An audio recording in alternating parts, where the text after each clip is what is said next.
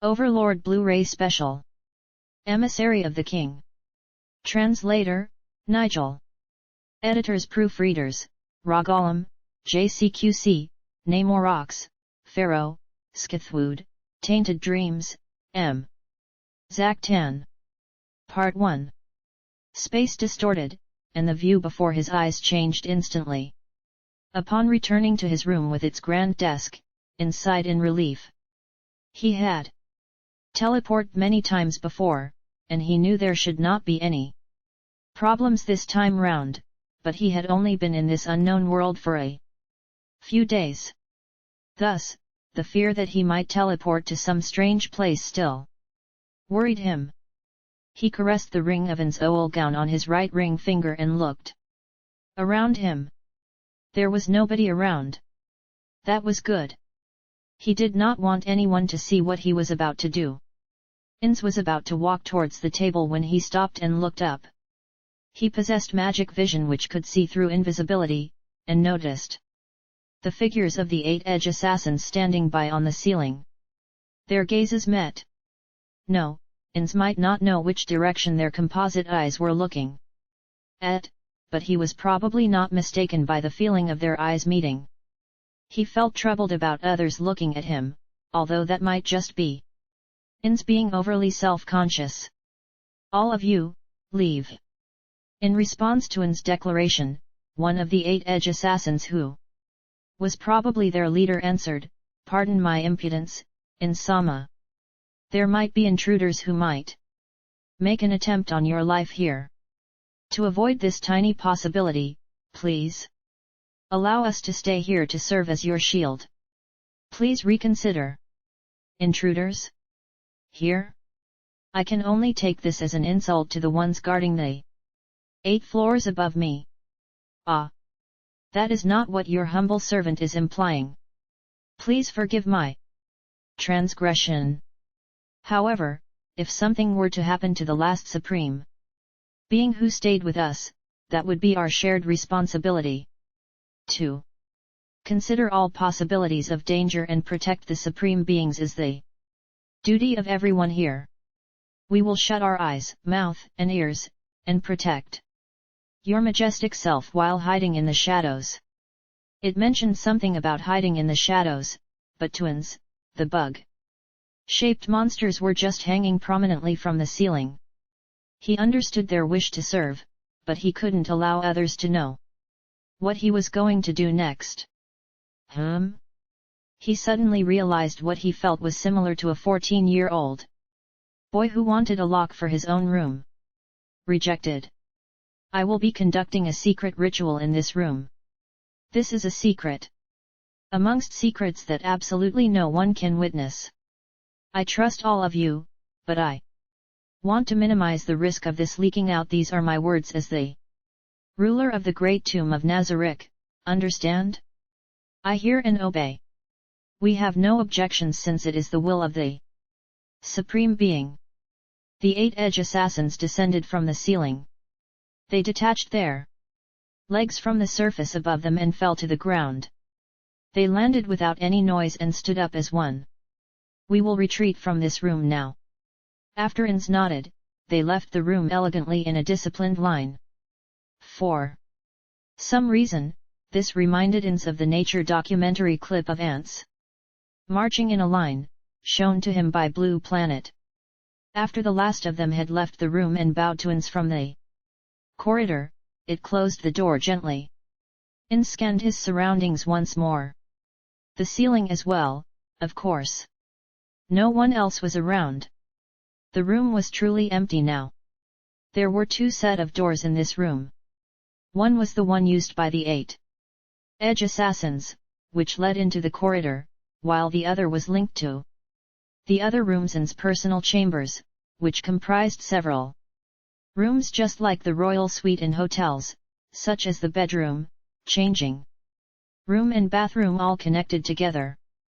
Ainz walked towards the door leading to the other rooms and opened it easily. He poked his head in and looked inside. There was no sign of anyone else.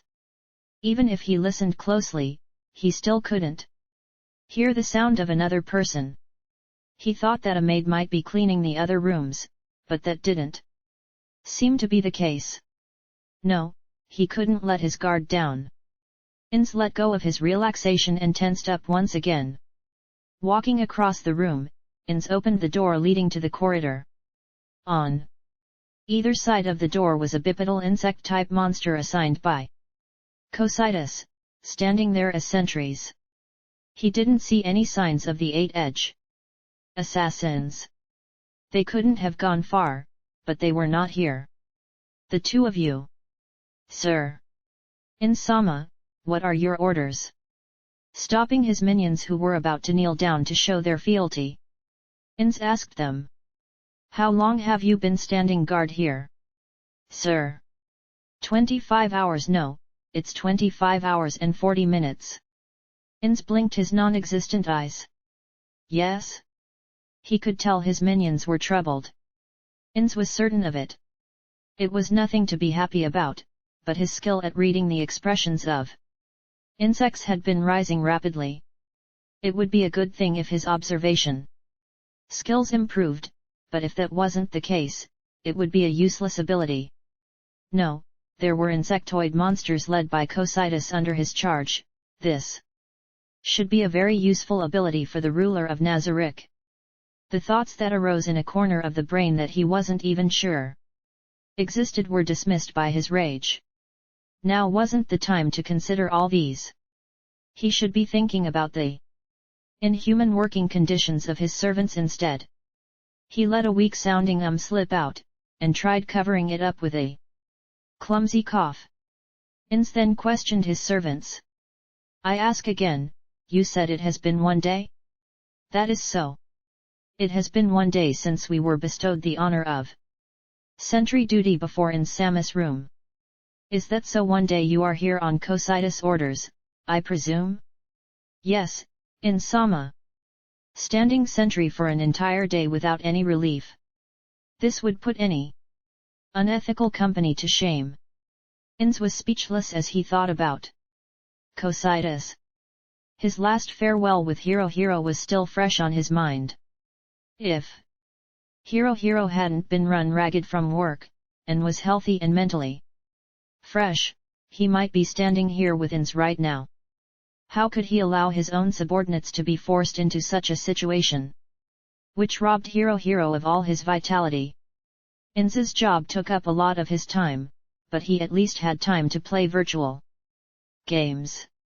There were many who gave up gaming because of the drastic change in their living environment.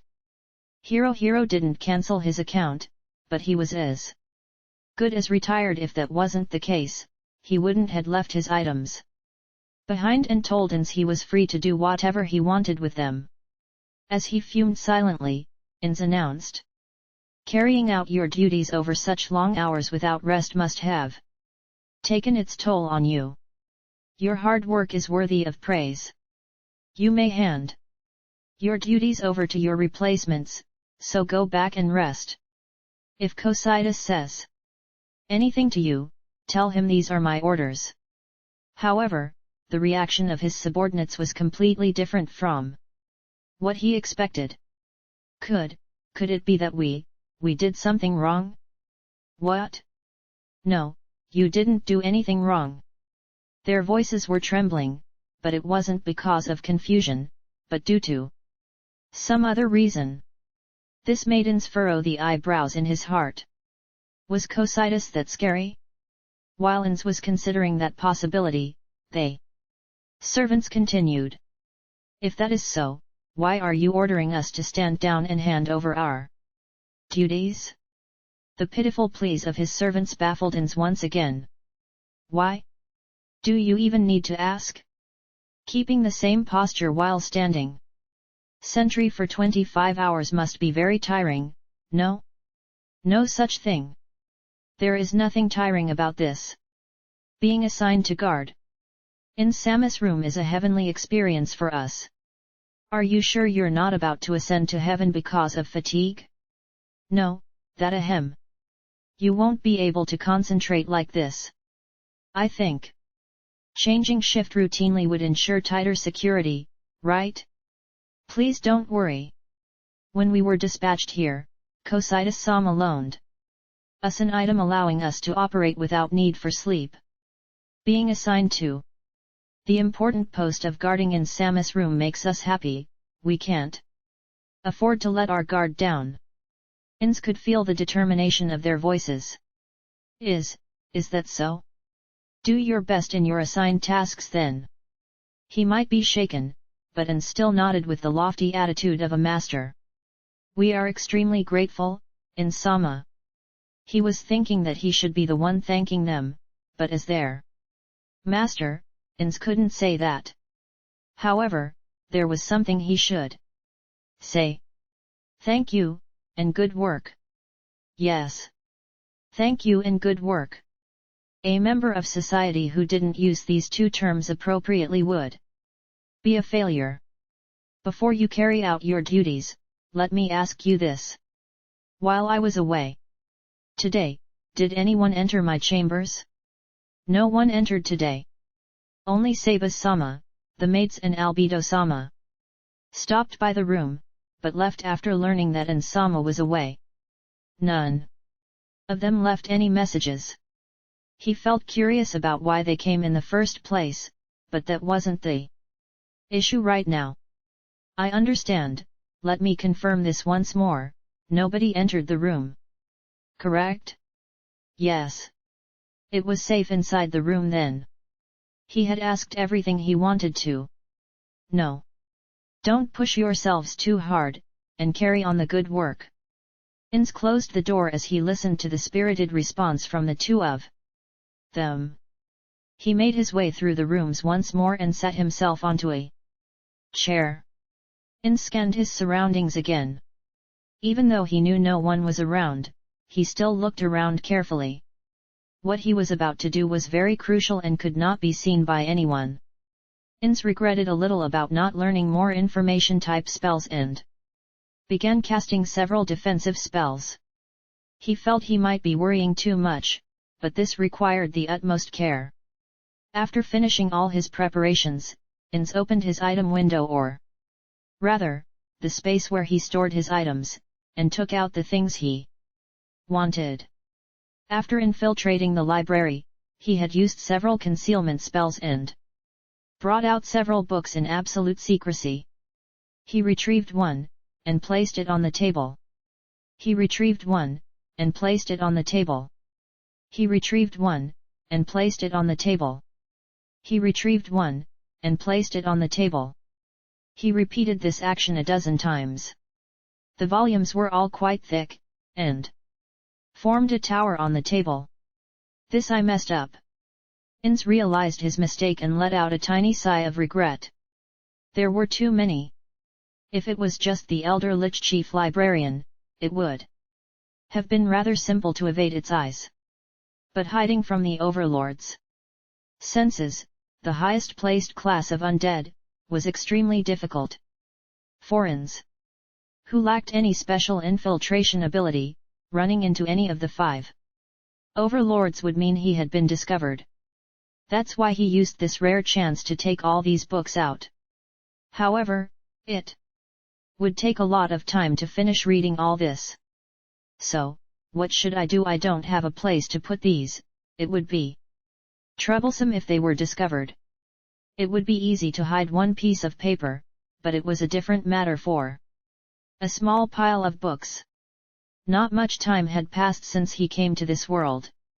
So Ainz's table wasn't a mess like the desk Suzuki Satoru had in his company. It was kept neat and tidy, without anything unnecessary on it. As Ainz was about to open his drawers and put the books inside, he stopped. There shouldn't be any subordinates who would open Ainz's drawers, but was that really true? In the experience of Suzuki Satoru the Salaryman, there were rude people who would nonchalantly open other people's drawers. Where else could he keep them? He came up with plans to stash them in his bedroom, the changing room, the bathroom, all the other rooms, but there was a chance the maid cleaning the room might find it.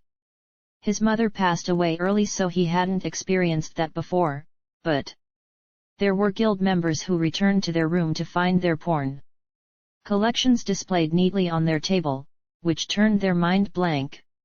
According to them, the worst thing was that their mothers didn't say anything during dinner, even though they were face to face. It was a second-hand account, but Ainz could empathize with how they felt. Even though his undead body was resistant to powerful psychological attacks, he was reluctant to suffer that kind of pain. In that case, I can only place it here. Ainz opened his space and placed the books inside once more.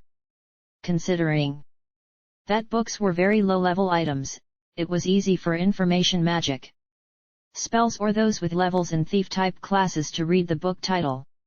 That was why Ainz didn't want to carry it on him, but that was the only way since it was also the safest method. He stored the books one by one, and only 2 were left in the end. The books' titles were The Secret of Building Trust with One's Subordinates, Things That Hated Bosses Don't Do. These 2. The copyright for these works had expired, having been published over 70 years ago. Ainz sat before the table, picked one of the books up, and started browsing through the pages. The contents of these business books had strongly influenced Suzuki Satoru. The salaryman.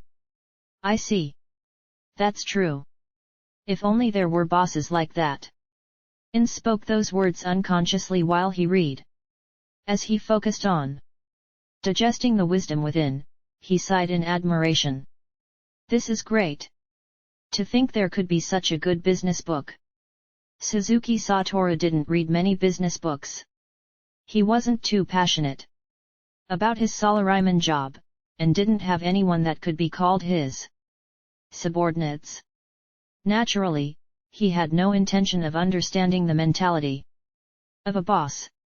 However, he was no longer a small-time employee, but the ruler of the great Tomb of Nazarick. Using the positions in a company as an example, he had to run the organization as the president. Willing to take on responsibility. Open and straightforward. Easygoing and calm. Accepts opinions humbly. An ideal boss. But it was easy for anyone to talk about theory. The ones who put these into actual practice were few and far between. That was why there were so few competent bosses despite the existence of such excellent business books. Ainz, who knew about these things called bosses, made a bitter face. In reality, they tended to be far removed from their idealized forms. Ainz, who had almost fallen into deep musing, shook his head and purged the hardships of the world from his mind. Right now, he shouldn't be agonizing over the gap between the ideal and reality. Instead, as Ainz Ooal Gown, he had to earn the trust of the NPCs and work hard to be a great ruler. Ainz's gaze fell onto the book once more, with these new thoughts in mind. There was much that was written on it, but it wasn't something he could digest in one sitting. This required dedicated work over a long period of time. That was the only way Ainz could become everyone's ideal boss. However, that would take too long. To a starving man, 10,000 yen right now was more valuable than 100 million yen a few years later.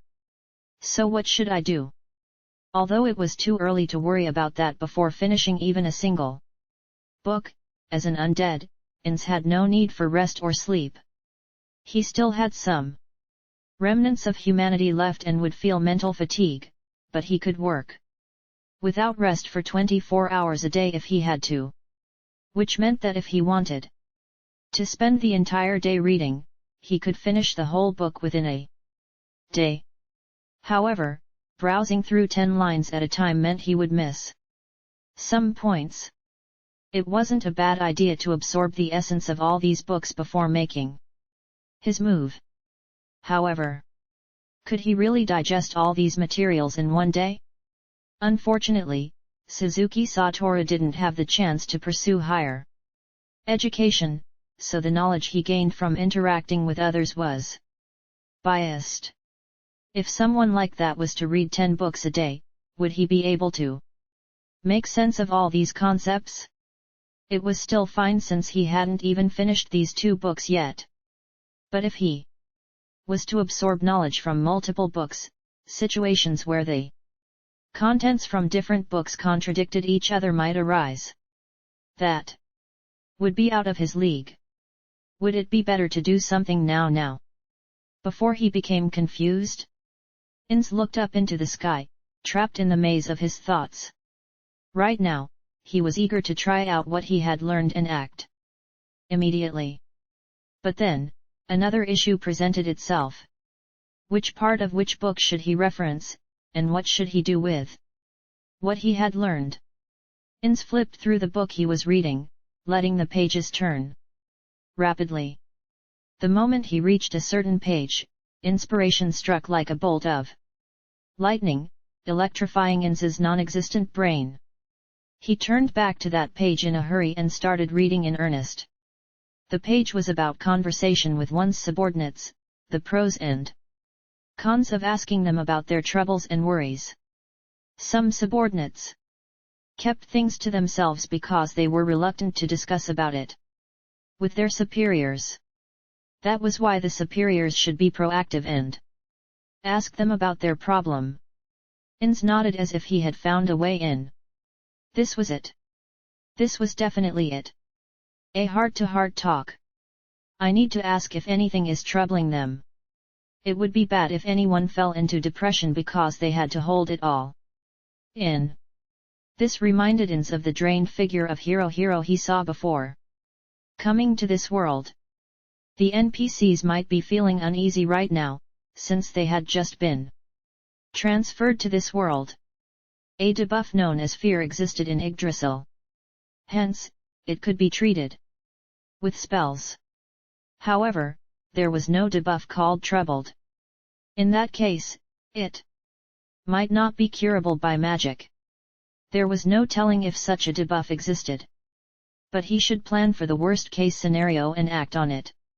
He didn't want the NPCs to be like Hero. When Ainz made up his mind, he started thinking about his next move. Nazarick was vast and had a large population. Even if he excluded the lower tiered servants and the automatically spawned monsters, there were still a large number of NPCs. It would take too much time to talk to them individually. No, even so, he should do so anyway for the sake of the NPCs. As the last one to stay behind, Ainz had to take up the duty of his guild members as well. He would try it with a few people first, observe how it went, and then talk to the other people later. Next would be whom he should choose, and Ainz came up with an answer immediately. Besides the floor guardians who were responsible for all sorts of important jobs, who else would be an excellent choice for this task? As for his first choice, Ainz already had someone in mind. Ainz stood up from his seat and issued the order to the 2 guards outside to summon a certain man. Part 2. An old man entered Ainz's room. However, his body was ramrod straight, as though it had been made from steel. Even through his clothes, one could tell that his body was sturdy and toned. This was the butler, Sebas. Ainz welcomed him with open arms. Thank you for coming down, Sebas. You're earlier than I expected. Were you in the vicinity? No, but when Insama summoned me, I came with all possible haste. His posture and voice was filled with strength. The reason why Ainz had called Sebas first was because he was the most familiar with the 9th floor, which was arguably the floor with conditions most similar to that of the real world. In comparison to the ones who resided in the lava-filled terrain of the 7th floor, or the frozen wasteland of the 5th floor, Sebas' knowledge and experience would be the most relevant to what Satoru Suzuki had already learned. Thus, he was the most ideal test subject for this experiment. Is that so? Then, you've worked hard. I feel bad about making you rush. Forgive my interruption of your duties. What are you saying, Insama? As a servant of Nazarick, there is no more important task than serving Insama. Please, there is no need to thank us. All is as it should be. Is that so? Ainz replied. He swallowed despite not having a throat to do so. He had not used the message spell, but sent a runner to summon Sebas. That was because he wanted to give himself some time to rehearse the lines he wanted to say. Of course, he had thought of waiting until after he finished his practice to call Sebas over, but the problem was determining when exactly his practice was finished. It might take a year or more for him to perfectly present himself as Ainz the ruler. In truth, he was merely buying time to stiffen his resolve. Ainz turned to Sebas and spoke to him in the most relaxed, yet dignified tone he could manage. It was a voice that he felt best suited his status as a ruler. Are you experiencing any difficulties that you wish to inform me of? Feel free to speak your mind. There is nothing of that sort, Insama. Sebas' swift response left several seconds of silence between them. Ainz realized his mistake. He could not ask these questions from the position of a ruler. The other party would naturally be awed into submission and refuse to speak up. Ainz resisted the urge to dip his head as the shame of his mishandling of the situation washed over him. He spoke to Sebas again. This time, he would be more tender and compassionate. There's no need to stand on formality. It's my job to make your lives happier. Just like that's right. You can speak to me about anything, even the most minor of issues. No, there's nothing like that, Insama. This great tomb of Nazarick that Insama rules over is nothing less than a blessed sanctuary for us. We are not inconvenienced in the slightest by living here. Ainz lowered his line of sight, and then smiled as he answered. Is that so? Perhaps that's the case. Sebas, I'm relieved to hear that. Your relief fills me with joy, Insama. May I ask what you wish of me? I brought you down here to answer those questions. That was all. Of course, he could not actually say that. This must be what it must be like for a comedian to deliver his best routine and not receive a single reaction. That was how Ainz felt now. Sebas was waiting for an answer. However, he had no idea what to say. Just as he was about to reply that was all, a ray of light broke through the darkness clouding his heart. Inspiration flashed through Ainz, and once he composed his thoughts, he spoke. Sebas, I heard you visited this room when I was not in. It must have been an emergency, so I summoned you before me. Ah, to think Insama would go to so much trouble for such a small matter. Please accept my sincerest apologies. Ainz raised his hand to cut off Sebas, who would have continued apologizing otherwise. Well, that'll do. So, what exactly is the matter? Understood. I came to ask for permission to assign tasks to the maids and the manservants. The Pleiades? As battle maids, they should be much higher leveled than the manservants. Would it be all right to distribute tasks that way? Ah, no, forgive me for not explaining clearly. The maids I referred to were the regular maids under the charge of head maid Pestonia. The tasks of which I spoke were the everyday cleaning on the 9th and 10th floors. So that's what it's all about. Although Ainz was seriously considering the problems, he had no particular plan in mind that he wanted to be carried out.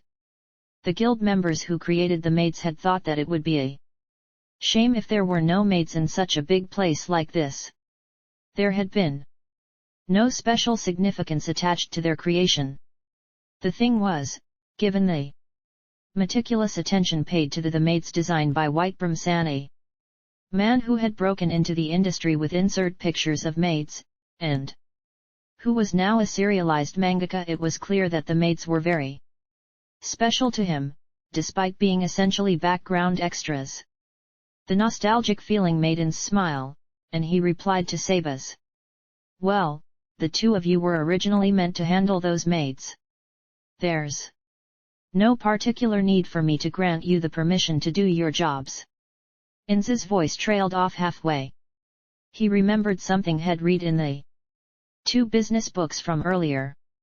With a soft cough, Ainz asked a question. No, you've come before me for a reason. Though it might be troublesome. Would you care to explain the details to me? How could that be troublesome? I simply did not wish to waste Ainz Sam's time with minor issues. I understand. Then, permit me to explain myself. Sebas described how every person had been deployed and the intentions behind doing so. As Ainz heard him speak, all he could think was humph, is that it?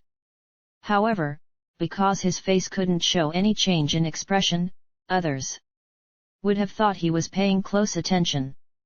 Sebas' explanation was becoming more and more animated. If he got that way, it would be difficult to bluff with sound bites like is that so Inumu. Ainz raised his hand, and interrupted Sebas' monologue. Sebas, I understand what you're trying to say, that we have very few maids. Even so, isn't it a bit much to give everyone tasks to perform? Yes. It is as you say. However, the maids are all equipped with items that will negate fatigue. Because of that, there will not be any problems no matter how long they work. That's not right, Sebas. We must give them free time and the opportunity to rest their minds in order for them to think about how to better perform their tasks.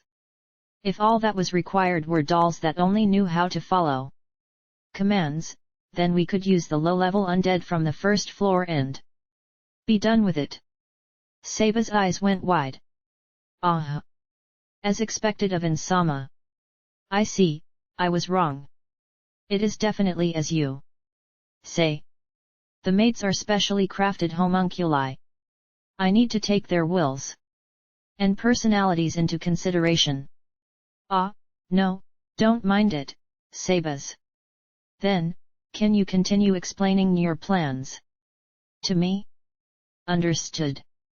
I will make use of the solemn advice Ainz has bestowed upon me to utilize their abilities more effectively. The explanation continued again. At times, Ainz would toss out a question, and Sebas would answer. In the end, although Ainz didn't quite understand the details, it seemed as though they had managed to hammer out a deployment plan that met with Sebas' approval. Many thanks, Ainz. I can devise a perfect deployment plan now. Is that so? Well, since you approve, then there should be no problem. I authorize you and Pestonia to handle this matter. Sebas, you are dismissed. Understood. As Ainz watched the satisfied Sebas leave his office, Ainz grabbed his head as he realized his foolishness. He didn't answer my questions at all. The reason why he had not achieved his objective was far too obvious. How could he not have noticed such a simple thing? The answer lay in the circumstances surrounding them. If the department head of a big company suddenly summoned a worker before him and said, "Tell me about any problems you have," who would actually state their complaints about the company? It was only obvious that they would try to deflect the inquiries or say, "I can't think of any at the moment," to try and bluff their way through. I can't believe I didn't even think of that. Can I really be a good superior? No. He roused himself from the slump that he had fallen into. From the start, I knew I wasn't ready yet. Because of that, I need to work harder to improve myself. This failure will become a learning experience. In short, the problem was that he had tried to speak directly to Sebas about the matter. Ainz considered if he should use message instead. However, he considered that no worker would air their grievances to their boss even over a phone, and thus abandoned that plan. In the end, he should probably send someone other than himself. Revisiting the previous scenario, the department head might have gotten better results if the worker had been speaking to the secretary instead. The words he wanted to say would have been more naturally spoken to a fellow subordinate rather than to the boss himself. The question was, who would be Ainz's substitute? Several people appeared in his mind, but if they asked him why they had to do this, he would have no choice but to explain himself. Ainz wanted to avoid that as well. Just as Ainz was starting to get weary of grappling with the thorny path before him, inspiration descended from heaven as he considered his next move. The brilliance of the idea made Ainz wonder if he had been subjected to a light element attack. Ainz pointed to the floor, and used a skill. What came forth was a Death Knight. Although using a human corpse would allow the Death Knight to exist indefinitely, this particular task would not need that much time. Do you understand what I was thinking about earlier? The Death Knight nodded and moaned. Summoned monsters were granted a portion of their summoner's thoughts and knowledge, so they could immediately take action according to their masters' will right after being summoned. They could tell friend from foe, of course.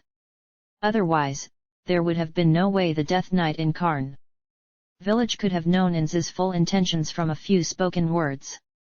Although, the fact that he had immediately rushed out was somewhat beyond his expectations. That was why Ainz had summoned an undead being.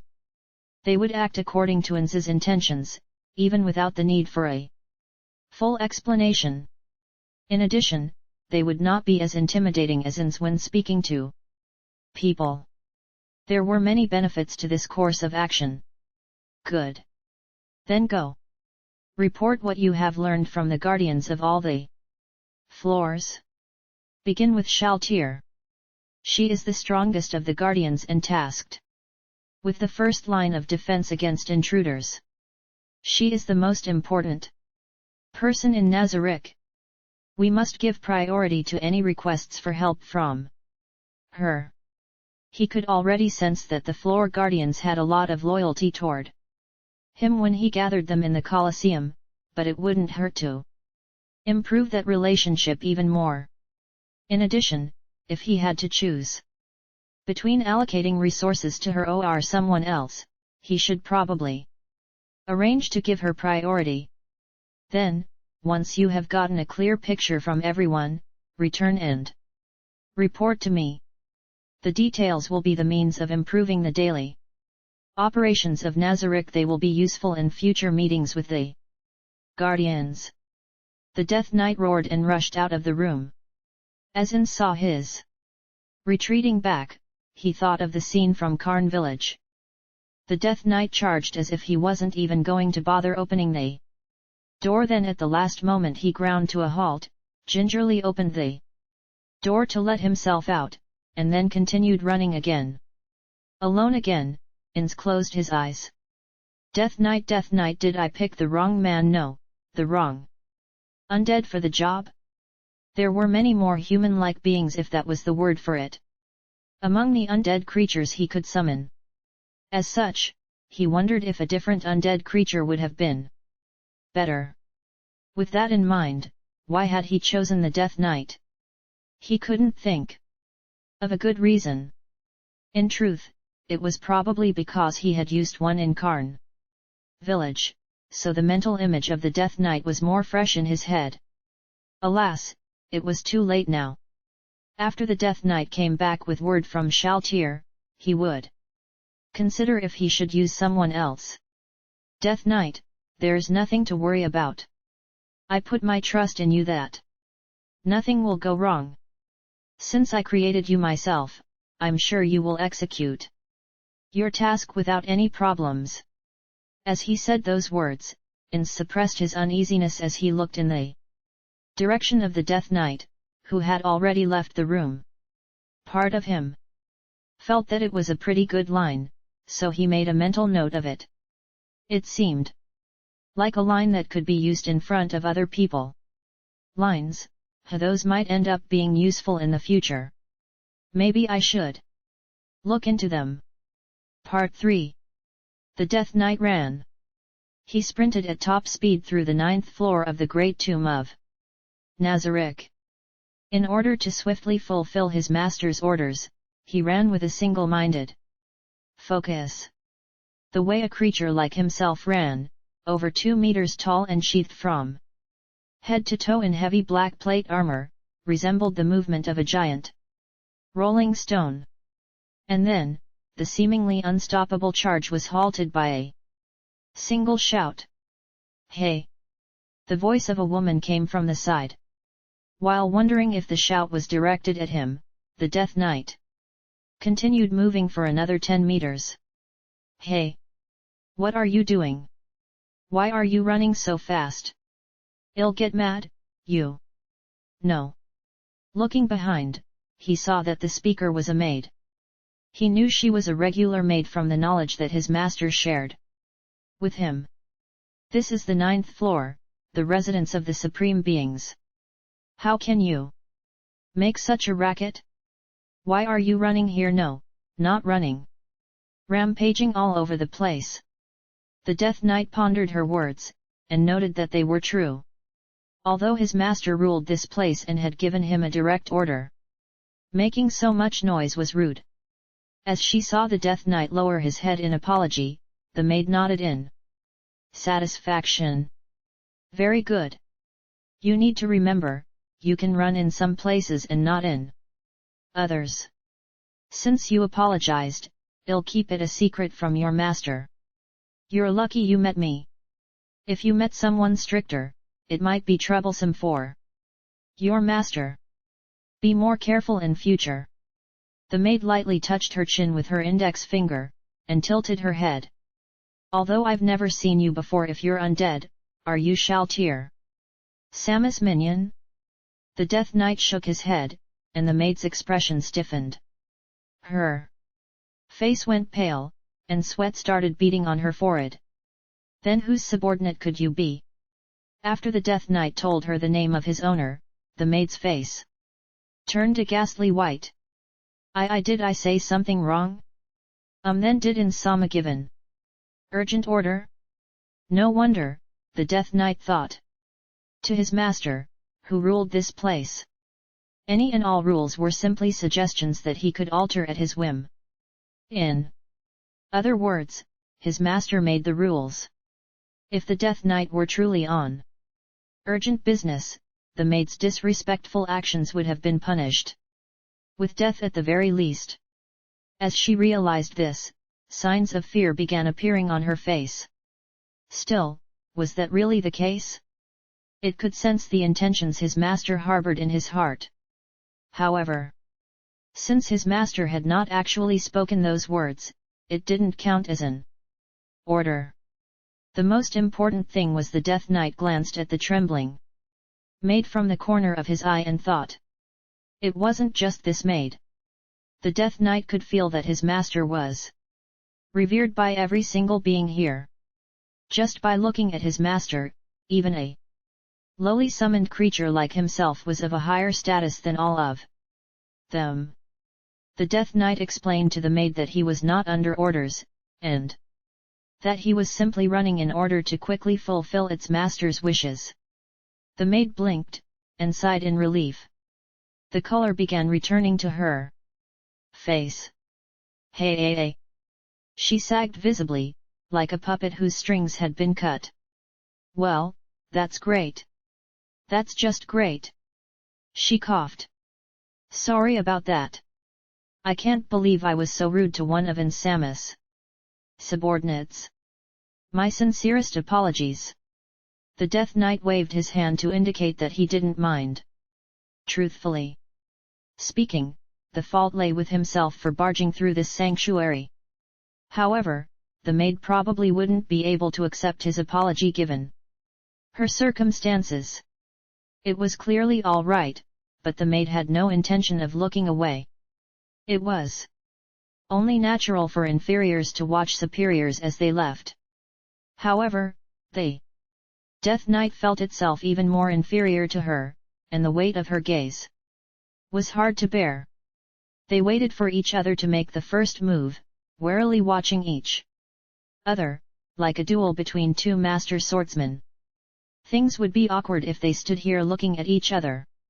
As the one who had caused the two of them to stare at each other in the first place, he should probably make the first move. The Death Knight moaned and felt the maid's gaze burning into his back as he walked away. He was walking because things would be troublesome if another maid shouted at him to stop running in the hallways. The Death Knight could at least learn that much. Without further incident, he reached the teleport gate that led to the floors above. From here, he would pass through the 7th, the 6th, the 5th, and the 4th floors, with his final destination being the room of Shalltear Bloodfallen on the 2nd floor.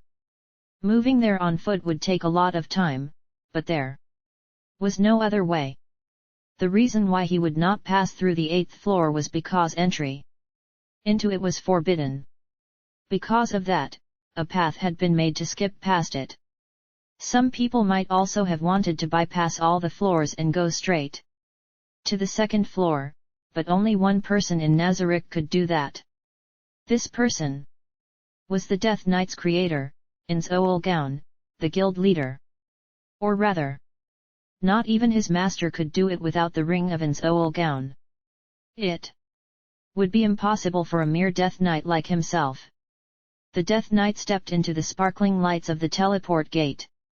Because it was rare to see an undead being use the teleport gate by itself, the guardian of the Cherry Blossom Sanctuary who was in charge of the teleport gates turned her gaze toward him, but she did not send him to the special place, and the Death Knight successfully completed his teleport. He passed the infernal world of the 7th floor. He passed the Colosseum on the 6th floor. He passed the frozen wasteland of the 5th floor. He passed the underground lake on the 4th floor. At last, he reached the place that deserved the name of tomb.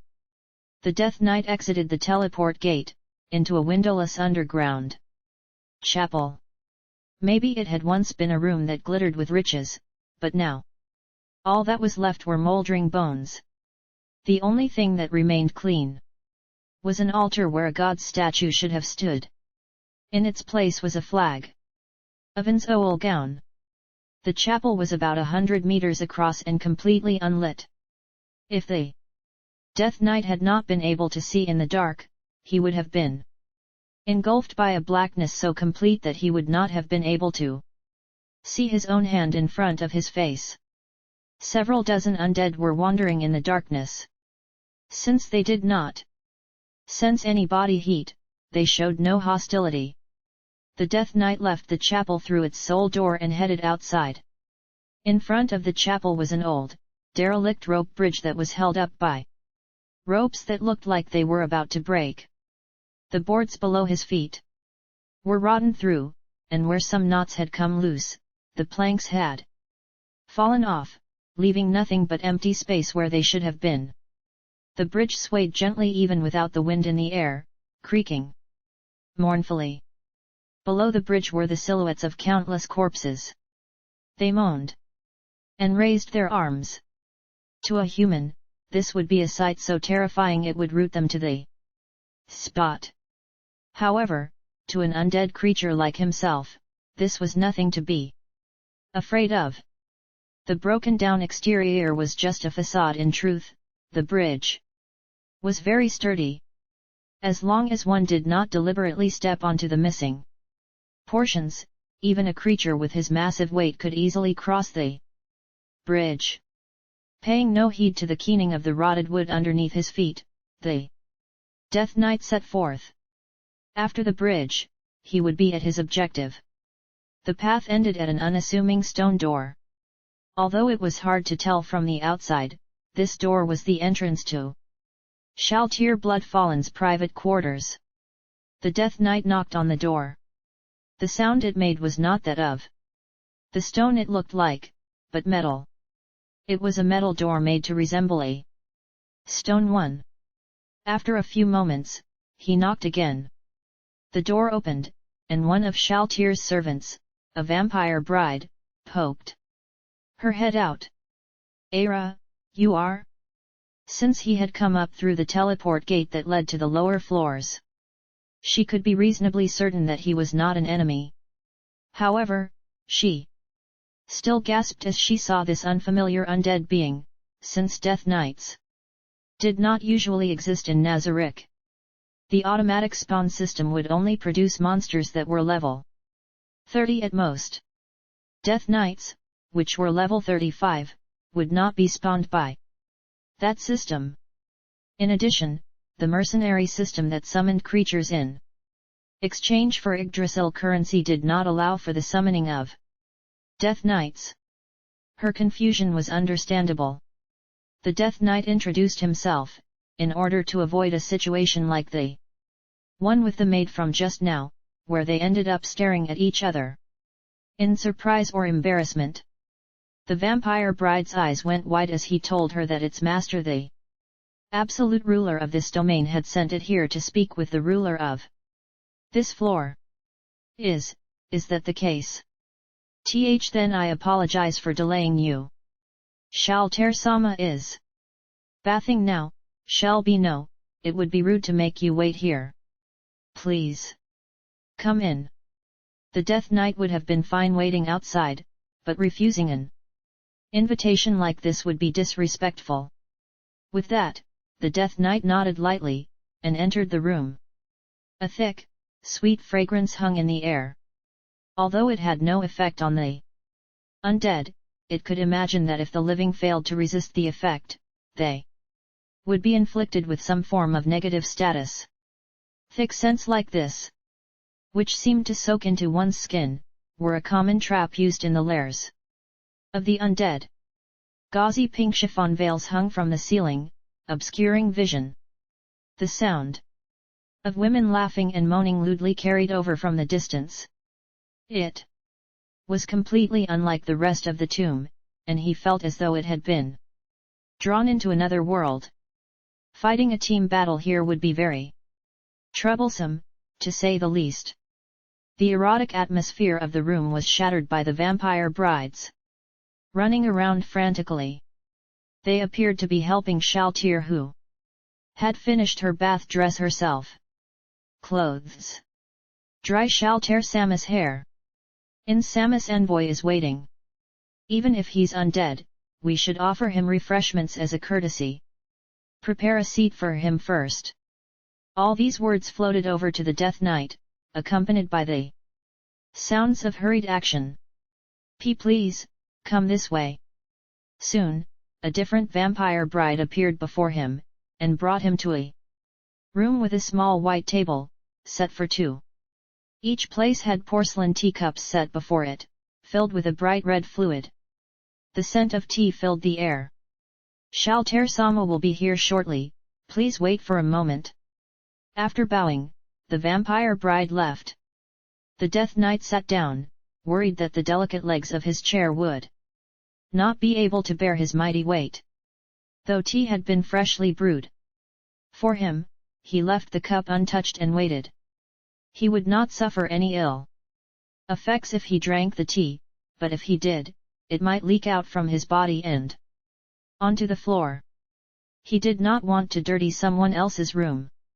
After several minutes, Shalltear emerged, flanked by two vampire brides. It seemed as though even this hasty entrance had been quite rushed, given the fact that her long hair was not fully dried and it was left hanging behind her, instead of being pinned up. The Death Knight rose from his place to welcome Shalltear. Her eyes went wide, and then she silently fell to one knee. The floor guardian Shalltear Bloodfallen presents herself.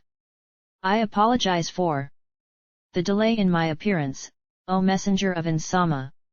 As Shalltear greeted him without concern for her station, the Death Knight expressed his hope that she would not adopt that attitude. It was he who should be bending his knee to her. But, I could not possibly show disrespect to an envoy of Ainz. Upon hearing Shalltear's denial, the Death Knight pleaded with her not to stand on ceremony once more. However, Shalltear did not seem able to accept that fact. As he surmised, she probably thought that any rudeness to Ainz's messenger would be rudeness to Ainz himself. After several rounds of this back and forth, the two of them finally came to a compromise. In a show of mutual respect, they would speak casually to each other. A smile came to both their faces as they reached an accord. Then, can you tell me what you need? I haven't received a message by envoy rather than by magic since Albedo ordered us to gather in the Colosseum. It must be an important matter, so I hope you will let me hear it. Even in this shabby room. Shalltear looked at the vampire brides she had brought along. It seemed like this was a confidential matter. As the Death Knight confirmed that this was to be kept secret, Shalltear gestured with her chin in the direction of the door. The vampire brides nodded and quietly left the room. Then let's sit down and talk. Although both of them were undead and did not have to worry about fatigue, it seemed quite silly for both of them to be standing, especially when drinks had been prepared. The two of them matched their timing and sat down in unison. Their eyes met for a moment, and then Shalltear spoke in a low voice. Then, can you tell me? Her voice was filled with excitement and anticipation. Shalltear must have felt that the Death Knight was going to entrust her with some clandestine mission that could only be accomplished by the floor guardian Shalltear Bloodfallen. The building heat of her excitement felt like a physical pressure. Or not. According to his master, the first thing he should ask the guardians was, "Are you feeling all right?" After he said that, Shalltear blinked in surprise, then wobbled from side to side while thinking about the question. Finally, as though admitting defeat, she spoke up. Is there any particular reason for that question? Has something unusual happened? Maintaining one's health was important, so his master felt that asking about their health would lighten the mood. After all, when doing business, one needed to find common ground after clearing the air. Although he had asked the question with that intention, the result had been the opposite of what he had predicted. Shalltear's eyes went wide at the unexpected question. As Insama surely knows, as an undead being, I am immune to most status effects and am thus in good health. Even so, I know that some special effects can affect the undead. Has one of those effects turned up? The undead were completely immune to sleep, poison, disease and other effects which affected a living creature's metabolism. However, some enemies' attacks could bypass those resistances. Those attacks usually belonged to world-class enemies. For instance, the 5 Rainbow Buddha's 5 celestial death throes, the corpse venom breath exhaled by one of the 8 dragons, or the 7 deadly sins of the Lords of the 7 Sins. Even if 30 level 100 players, fully prepared and forewarned of the battle ahead, did battle with one of these world-class enemies, the outcome of the battle would still be in doubt. If one of these had appeared before them, it would be a threat to all of Nazarick. The Death Knight shook its head. Nothing like that had occurred, and besides, if something like that had happened, there was no way Shalltear would not be informed. So it's like that. Although it's a question from Insama, it's totally not what I expected. After that, the Death Knight said that it would ask the other guardians the same question. I see, I get it now. Although I don't think the other guardians would do anything that negatively impacted their health. Does someone like that exist? No, that's not correct. Shalltear denied her own opinion as she was speaking it. There's no way Insama could not have noticed anything like that. Because he assumed that we would make thorough preparations, he merely asked that question to keep us on our toes. As expected of Insama, our Lord who could never be associated with the word carelessness. Although he wasn't sure if that was what his master really meant, the Death Knight agreed that it was the truth. Then is the reason you came to me first because I am the furthest away from Insama? Was it purely a matter of distance? It wasn't like that. The Death Knight told her what his master had said, that Shalltear is a very important person. The mood changed in an instant. Something that felt like hot air roiled in front of him. There was no change in Shalltear, no. Her crimson pupils glowed like lava. Forgive me. I must have gone deaf for a moment, so I didn't hear what you said just now. Do forgive me. Could you please tell me what Insama said, one more time? It was hard to believe that undead, with their immunity to biological status effects, could go deaf. But he had no reason to deny Shalltear's request. So, he repeated himself. The corner of Shalltear's mouth turned up. Ha! Ha ha ha! Ah, if only Albedo was here to listen to this! Ha ha ha! After having a good laugh, Shalltear continued asking the Death Knight other questions. Did Insama say anything about Albedo? After hearing that Ainz hadn't mentioned anything, Shalltear was all smiles. So it is, so it is. That's really come, Messenger Dono, can you tell me his next question? The next question was, is there anything bothering you about this? Shalltear furrowed her brow and placed her finger on her lip while looking at the ceiling. Several seconds later, she looked back to the Death Knight. Nothing's really bothering me.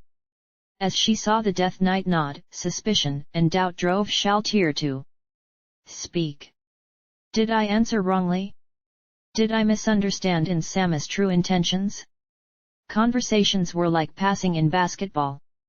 If the exchange ended after only a couple of rounds, something was wrong. The Death Knight had grasped his master's thoughts upon creation, but even then, it was only a rough guess of his intentions and not a complete understanding. Therefore he had nothing to say to put Shalltear at ease. Seeing Shalltear's discomfort, the Death Knight asked the final question. What do you want? Shalltear's smile was bewitchingly beautiful as she made her reply. I want Insama's love. I don't mean to say it only has to be me. After all, it's normal for a great man to claim many women for himself. It would be surprising if any woman could resist an absolutely amazing man like Ainz Sama. However, I want to be the first in his heart. The Death Knight left the room and headed back to the teleport gate in order to return to the 9th floor. From this end, he would have to go past every floor in order to return to his master's side, but as an undead, he would not feel fatigued in body or mind, so this long walk was not a problem. Suddenly, his master's orders rang through his mind. A summoned creature had a mental link with its master, so even without message they could receive orders and transmit thoughts in general. It obeyed its orders, and halted. There was clearly nobody else on this path, yet he could see the shape of his master materializing out of thin air. He must have used invisibility type magic to secretly get close. Although I told you to come back, that would probably be a waste of time. While it doesn't matter how many times you go back and forth, I should still make good use of my time. Repel undeath. Ainz cast a spell that created a barrier to ward off low-level undead. Normally, the Death Knight would have been affected as well, but because he was under his master's direct control, he did not shy away from Ainz. That'll do. Now, tell me what Shalltear said. The Death Knight nodded and swiftly began his report. He began with the health question. After listening, Ainz looked up. Well, that's true. Asking about Shalltear's health was pointless since she's undead. No, it should be the same with the other guardians. None of them would fail to protect themselves against disease or poison. What a useless question. Well, it was meant to lighten the mood anyway, so it doesn't matter. Now, tell me about the next question.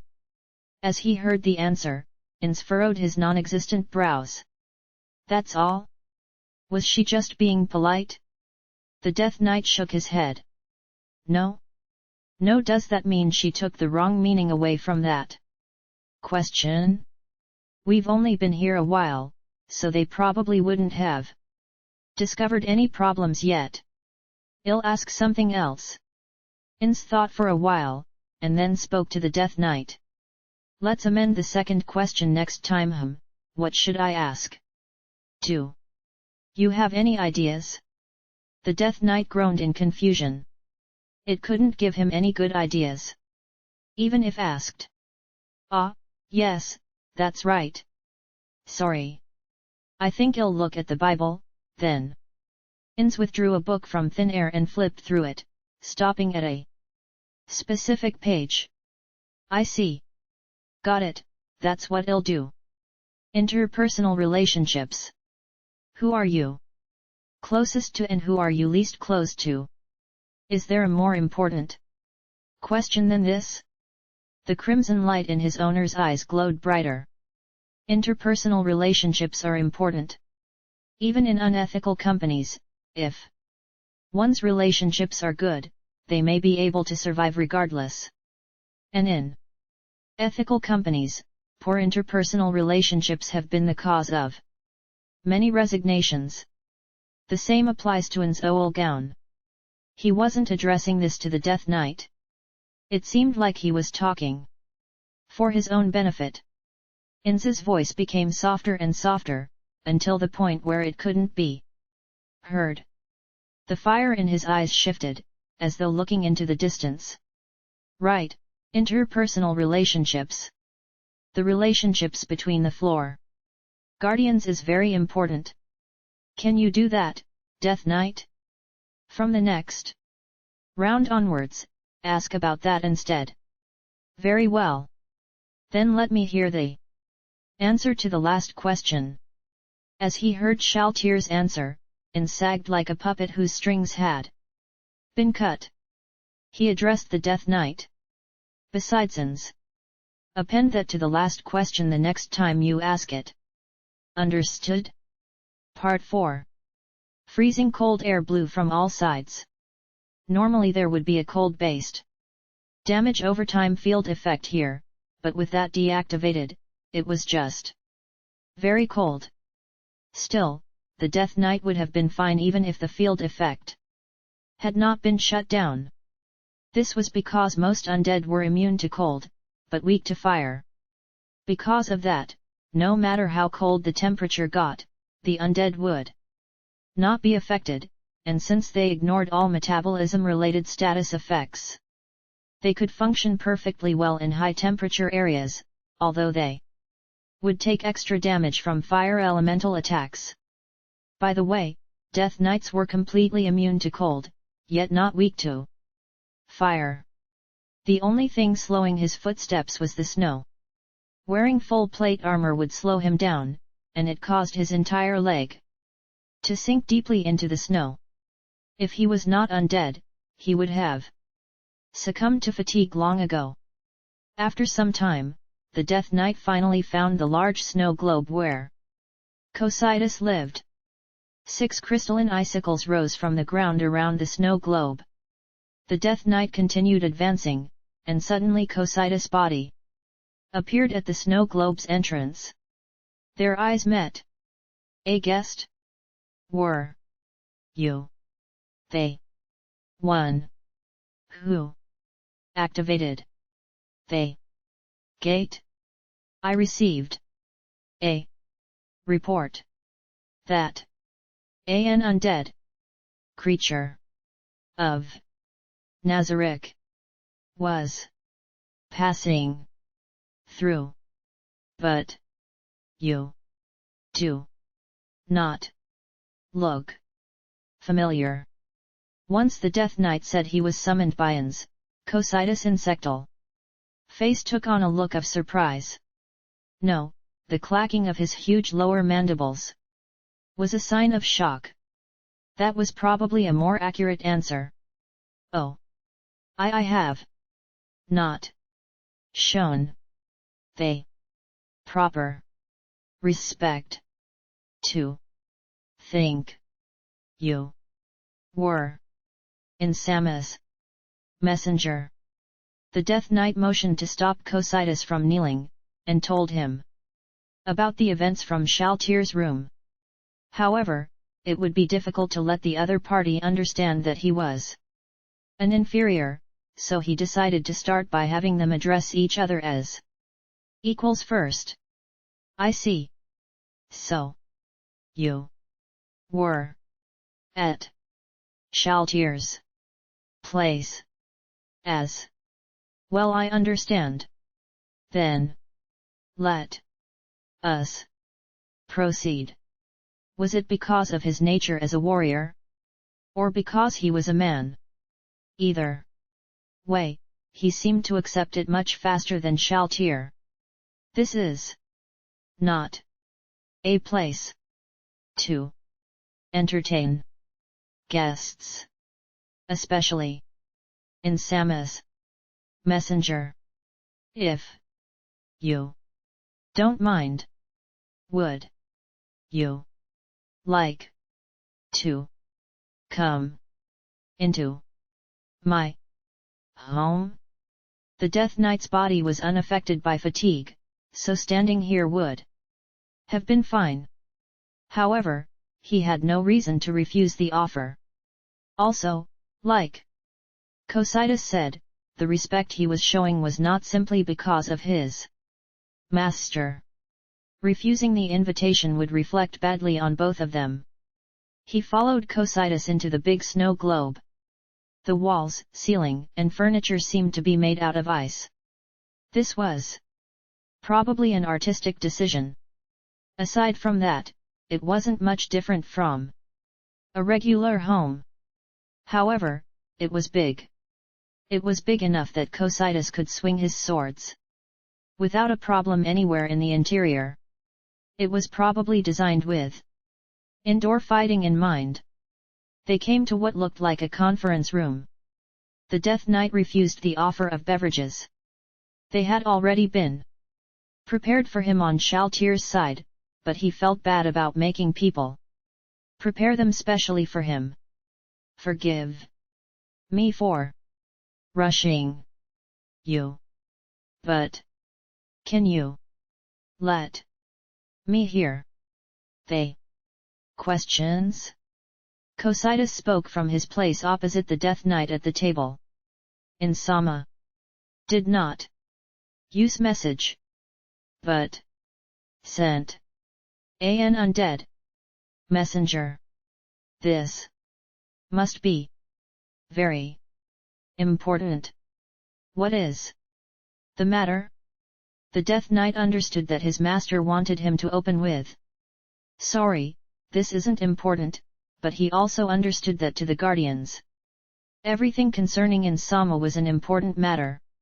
Still, he knew that was not what his master wanted. What do you mean by isn't important?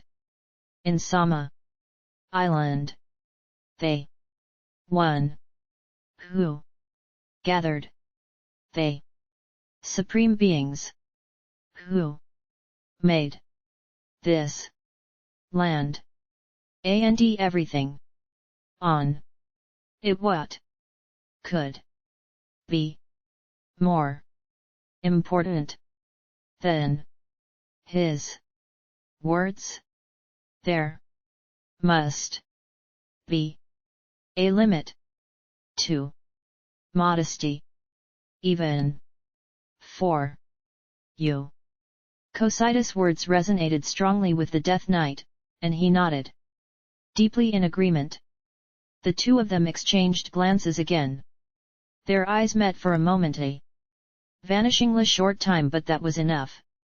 The communication they exchanged through their souls did not need such crude things as words. The two rose from their seats, and reflexively extended their hands, shaking them rightly. As warriors who believed strongly in loyalty, honesty, and earnest service. They saw kindred spirits in each other. Pleased to meet you. The Death Knight roared softly in agreement.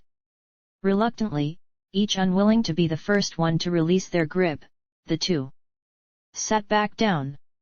Then we should move on to the main topic.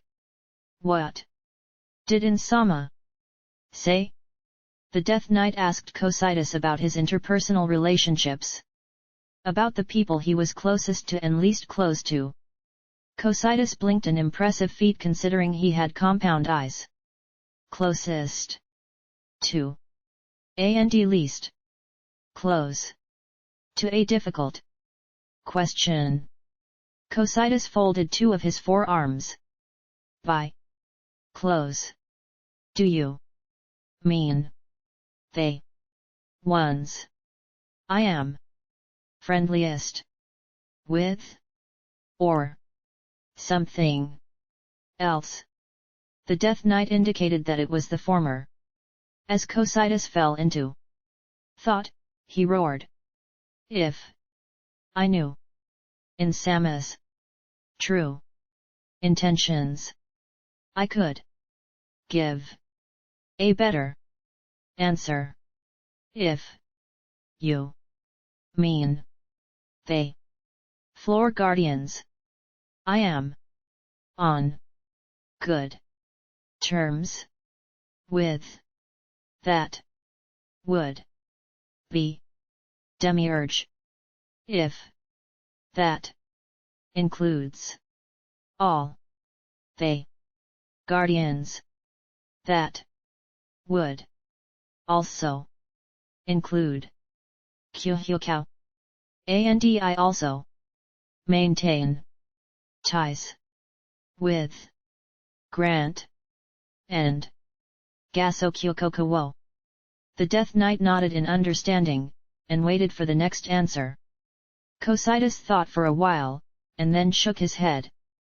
When I think about it, there is nobody among the creations of the supreme beings whom I do not get along with. However, for the most part I only speak with them, and I have not met them face to face like I have with the area guardians. With Insama's permission, I would like to make time to visit them and deepen our friendship. The Death Knight promised that he would pass that message along. Considering their earlier encounter, there was a high chance he would meet his master outside, as he left the snow globe. He might be able to fulfill his promise to Cocytus sooner than expected. Also, although this is not related to the topic, I would like to request a chance to spar with Sebas and Albedo. Live combat practice, especially with strong fighters, will surely be a boon to Insama. This sounded just like a suggestion one would expect of an artist dedicated to perfecting his craft. The Death Knight could understand where Cocytus was coming from and would relay his wishes to his master. Next, the Death Knight asked his question. What do you want besides? Insama. Cocytus seemed to grin at the addition. I see. Someone asked for that. It must have been Albedo or Shalltear.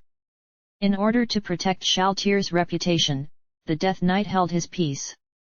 Although I do not know which of them said it. If that sort of answer island allowed, then I shall respond.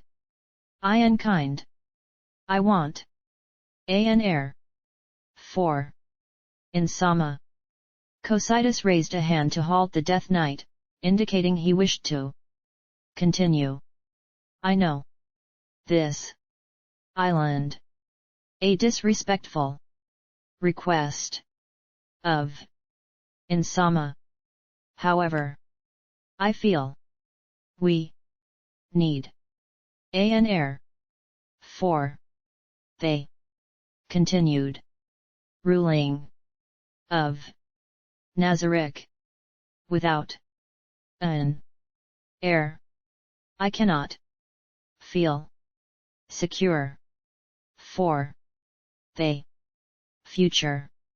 As long as it island an order, we guardians will obey, even if they giver island a successor from the outside.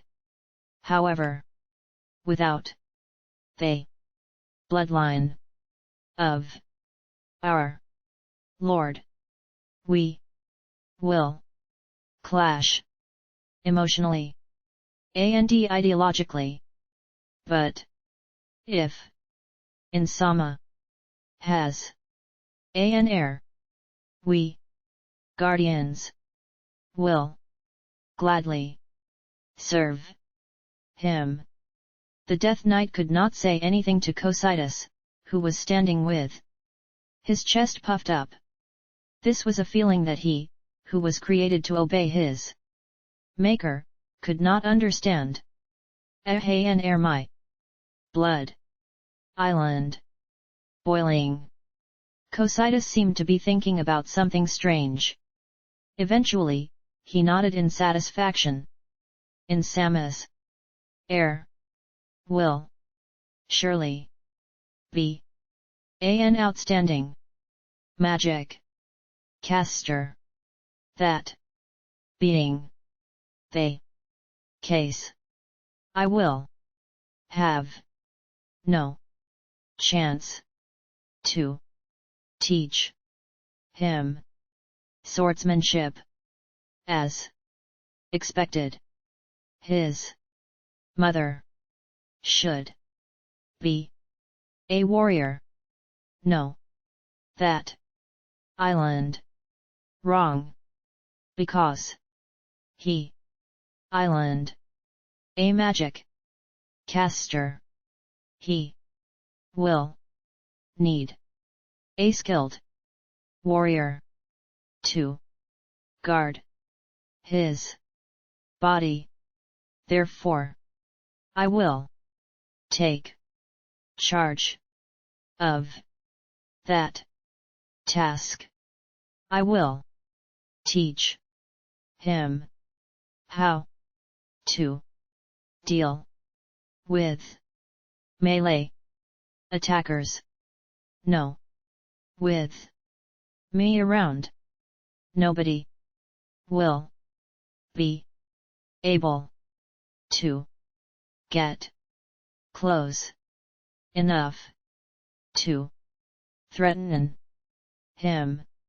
Cocytus' compound eyes seemed to be watching a beautiful vista that only he could see. Oh, that island. Correct. I am very strong. I will not let weak enemies like that near the young master have come. If you are not afraid of death. Cocytus' vast arms were moving as he slaughtered phantom enemies in their droves. He only came back to his senses when the Death Knight thanked him for his time. Cough. Ahem. Then I believe this island important. Please inform Ainz Sama about the matter of the succession. As the Death Knight left the snow globe and entered a world of driving snow, his master's words echoed in his mind, as he had expected. The Death Knight lengthened his strides in compliance with the order. No. Because there was a long distance between his current location and the indicated location, he would need to move fast in order to avoid wasting Ainz's time. With a mighty roar, the Death Knight broke into a sprint. He churned the snow aside as he ran, heading toward his master as fast as he could. Just as he reached the assigned spot and began looking around, a shape of jet black corrupted the pure white world. Or rather, because the Death Knight was also a black-colored figure, it might be better to say that the blackness of the world intensified. Sorry for making you rush, and try not to make so much noise, it attracts attention. Upon hearing his master's first words, the Death Knight hurriedly shut his mouth. Cocytus' quarters are surrounded by subordinates called Frost Virgins. And they have the ability to see through invisibility, so I couldn't wait there. Ah, that was really risky. All right, let me hear your report, then. The Death Knight began explaining, and Ainz nodded his head magnanimously as he listened. I see. Well, I see the similarities between Cocytus and Demiurge, and how they might get along. As for why Entama was not included, it's probably because Sebas' mates do not work in the same place as him. Although Grant, Kyuhyukao and Gaso Kyukokawo are on different floors as well. Well, no point worrying too much about it. After acknowledging that his master understood, the Death Knight continued by speaking about the somewhat unrelated request. Ainz nodded in approval several times as he listened. Even among the guardians of Nazarick, those three can be considered the top among the warrior classes. Cocytus has the advantage against Albedo, but not against Sebas. Sebas is strong against Cocytus, but not against Albedo. Albedo can probably win against Sebas, but not against Cocytus. And his request for training truly reflects Cocytus' personality though. Can we really become stronger? If they are strong because their data says they are, doesn't that mean their limits are also decided by their data? His master fell into silence and looked at his hands. The Death Knight sensed that those words were not directed at him, so he kept quiet and remained still. These hands can carry, but not wield a great sword. Does that not illustrate my point? If their limits are already decided, we must be more careful. Because we do not know where the danger lies. The Death Knight did not know how to help with his master's uneasiness, and remained silent for the time being. Of course, his master did not expect the Death Knight to say anything. Ainz's line of sight shifted, and rested on the Death Knight. If I could, I would like to get a naturally spawned Death Knight from somewhere and train it with a summoned Death Knight, to see if there's a difference in the outcome. Do wild Death Knights even exist? If they did, I could investigate a lot of things, although as I thought, gaining this information is vital. My apologies. Let's get back on track. What about the next question? As the Death Knight mentioned the matter of Ainz's child, confusion bloomed on his master's face. What was that? The Death Knight assumed he was being asked to repeat himself, so he did. Children. Ainz looked at his waist and tilted his head. How does he expect me to make a child? Birth one by magic? Maybe super tier spells might be able to do it. The Death Knight watched as his master grabbed his head, unable to help him. No, that would be too much of a waste, so it's out of the question. Children, well, for now, there's no need to worry about that. Although, he's worried about there being nobody left the. Well, I certainly understand that feeling. I really do. If someone else had stayed behind, well, things would have been different. Those words were not directed at the Death Knight. He could see that his master was looking into the distance, into a different place, at a different time. Ainz shook his head, and looked back to the Death Knight. All right. In the future, ask them not to ask about anything related to me at all. The Death Knight nodded deeply, in acknowledgement. Then, next up will be the Dark Elf twins. Since there's two of them, you may not have as much time as you need to ask them the questions, but I think it'll be fine. I'll leave it to you. As he watched his master leave with the power of the ring, the Death Knight roared, and began heading for the next floor. Part 5. After the frozen world of ice, he came to a great forest. After walking along the stone-paved road and exiting the Colosseum, a vast expanse of green stretched before his eyes with seemingly no limit. The humidity and the temperature of the surrounding air was very conducive for life, and anyone here would be able to smell the signs of nature and the abundant oxygen in the air. Of course, as an undead Death Knight, he did not need to breathe, so all he knew about this place was what his master had granted him. The Death Knight strode toward the most distinctive tree in the vicinity. It was a gigantic tree. Its width was more eye-catching than its height, and one could describe it as a short, fat tree. Just as he came to the base of the giant tree, a child's high-pitched voice came from above. Oi, Death Knight, over here. Looking up, he saw the form of Aura, one of this floor's guardians, more than 20 meters above him. She was dangling upside down from one of the branches, supporting herself with the crooks of her knees, so she looked like a bat. Her hair was pulled straight down by gravity, exposing her forehead. So the one who activated that teleport gate was? The Death Knight indicated to Aura that he was the one in question. Down to up and up to down. A total of 2 times. Was that you? The Death Knight was confident of that, and Aura revealed an expression of deep thought, pursing her small lips like a duck. Death Knight, does Shalltear have one of those under her?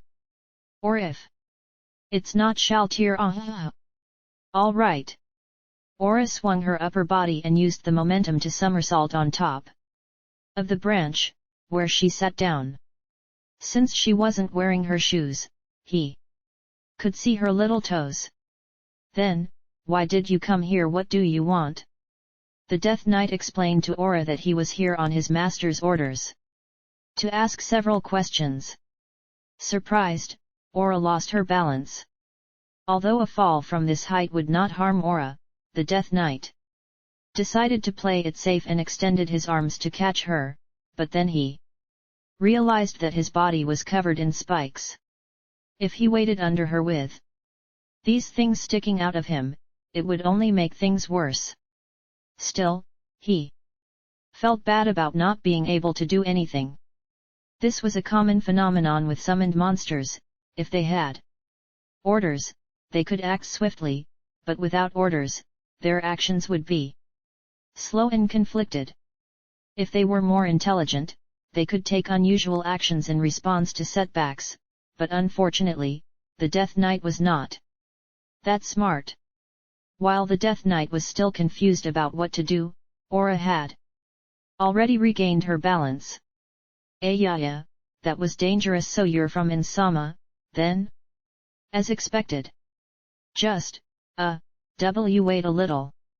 Aura stood up on the branch and leapt upwards.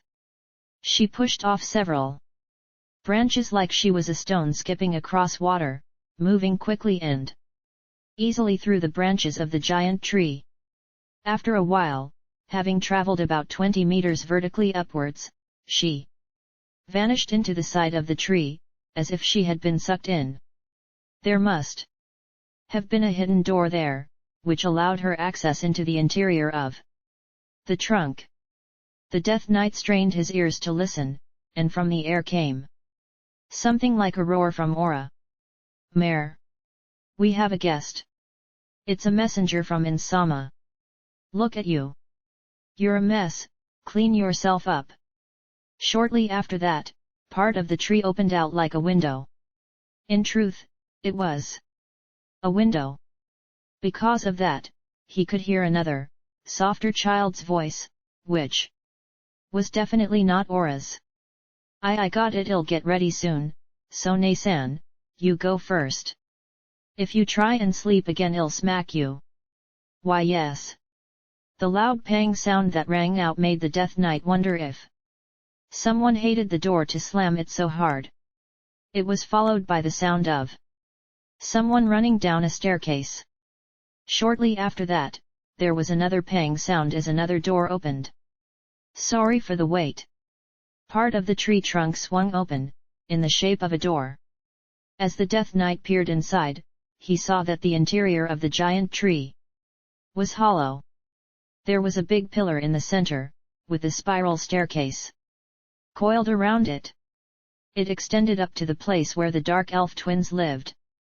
Well, the dimensions of the interior are already set and they can't be changed, so could you put this on? Some dungeons were designed to allow anyone to enter, so their doors and interiors would expand to accommodate tall and bulky people. This way, they could hold big monsters and remove the chance of said monsters being stuck behind terrain and slowly chipped to death from a distance. Some designers also used that principle to stick several giants into a cramped room as a joke, but the Death Knight and this place's owners knew nothing about it. And of course, some people were enamored of the benefits of growing bigger. Their attack radius would increase and the amount of damage dealt would increase depending on how much larger one was than one's opponent. In response to this reasonable concern, the developer's response was to prohibit the scaling of the dungeon according to the monster's size, so even if one entered a room while enlarged, the room would stay the same size. However, with these rules in mind, one could make passages that nobody could pass through, creating impregnable strongpoints for a guild base. The dungeon rule system Ariadne was hard-pressed to deal with situations like that. The solution was simple: equip an item that would allow anyone to go through those passages. One of these items was currently on the finger of the Death Knight, whose body slowly shrank down. It was like the temporary class that could be purchased from the cash shop, minimum, and now he was only a head taller than the dark elves beside him. Then, can you come with me? The Death Knight already told Aura that he hoped to be able to converse with her on equal terms. As one of the floor guardians, she had taken a while to accept the request, but after blinking a few times, she said, "Got it. Then well, try to do it this way. And you don't need to use fancy address either." The Death Knight followed Aura up the spiral staircase. At the top of the stairs was the place where the two of them usually lived. It was a cozy home filled with wooden furniture. The walls were not painted or wallpapered, but made entirely out of natural wood, which adorned the ceilings and floors as well. It conveyed a sense of peace and ease.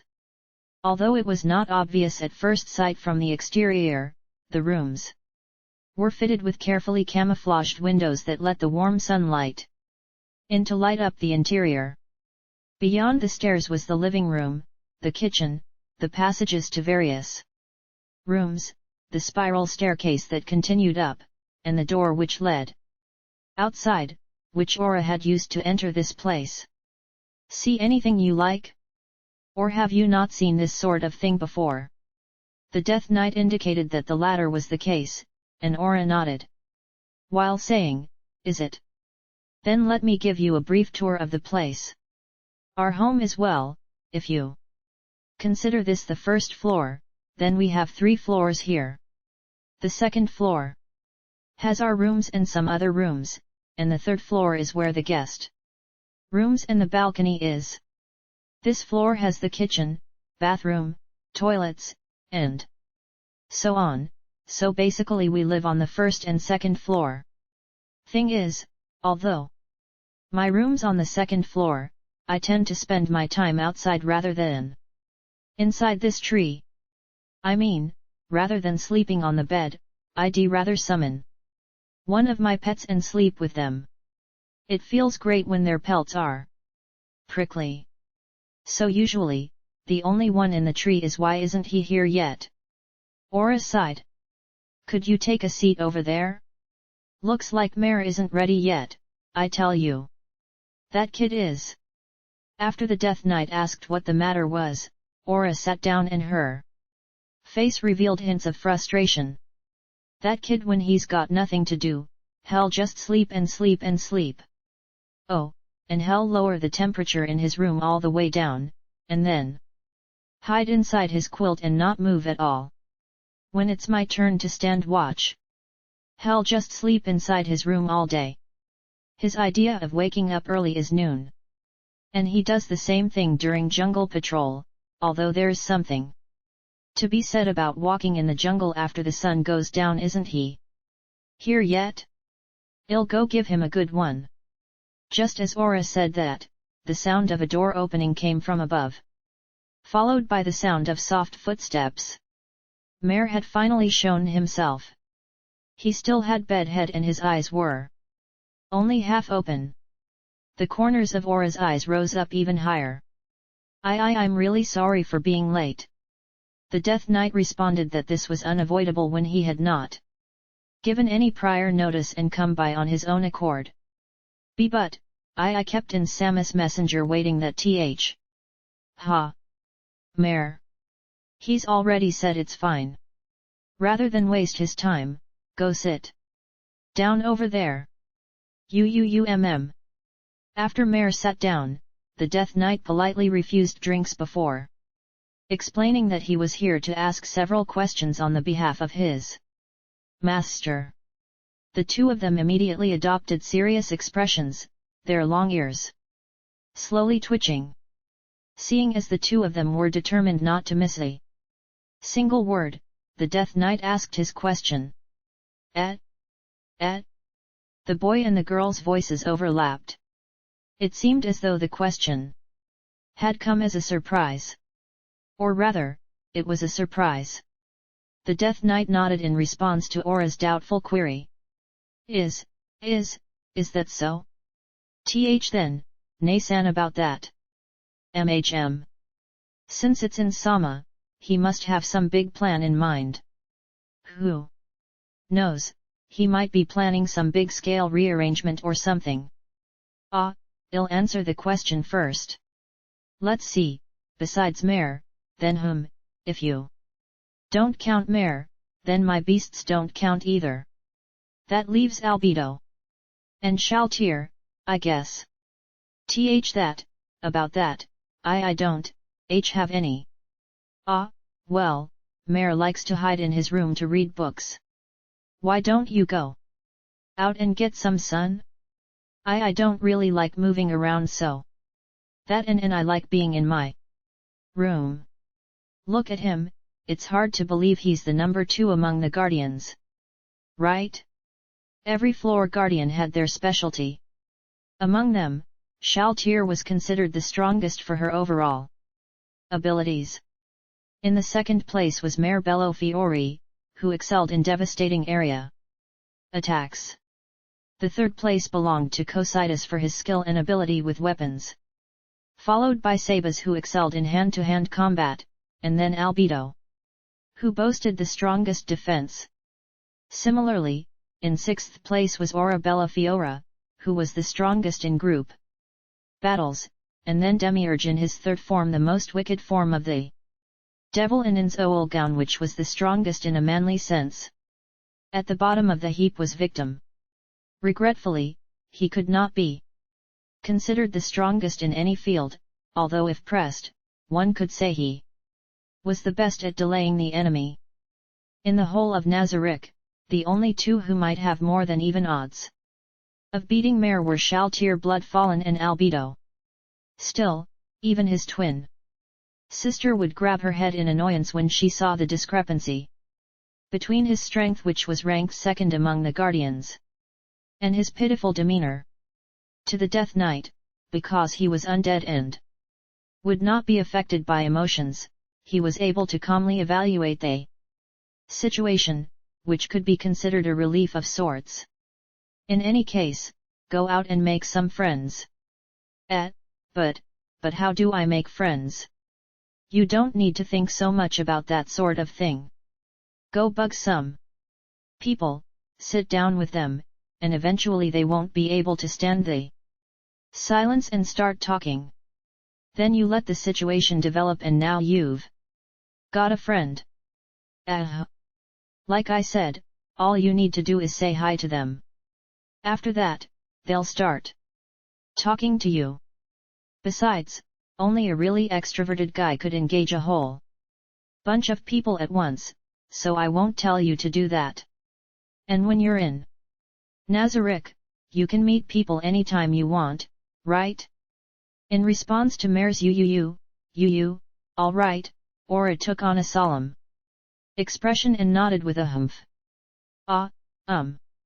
Well, do let Insama know. Mare will work hard to make friends from this day forth, so you don't need to worry about that either. Start with the librarian, at least the two of you'll have similar interests. If it's librarian-san, it should be all right, right? The Death Knight promised that he would pass on the message. Although you don't have a lot of people you're close to now, it'll get better as time goes by. Right, Mare? The Death Knight agreed as he saw her brother's head nodding at high speed. Then, about the next question, it's the last one, right? Only two. Right? Then, could there be something we haven't done yet? It's because Mare doesn't have anyone he's close to, right? The Death Knight reassured the two of them by saying that he had only asked the other guardians the same questions. After he made sure that they understood, the Death Knight continued asking what I want. Well, I want a new magical beast. I promise I'll take care of it. Nay-san, I think he means in terms of what we need to protect this floor. Before the Death Knight could interrupt, Aura retorted, with a red face. I know that. That's why I asked for a new magical beast, there's nothing wrong with that, right? I can tighten up security even more that way. That's true. Sorry. And if I can, I'd like to ask for a magical beast that can fly. Speaking of which, Mare, how about you? What do you want? About that, I'll be happy with some plant monsters. I'll take care of them and keep them from withering. See, isn't that about the same? But apart from that, it can protect the floor too. Like I said, they're about the same, right? Maybe after a while you'll think of something different, but right now, they're the same, right? Yeah, I guess it's like that. The two of them seemed to be conversing in a way only they could understand. Since there was not much else the Death Knight could say at this point, that meant his work here was done.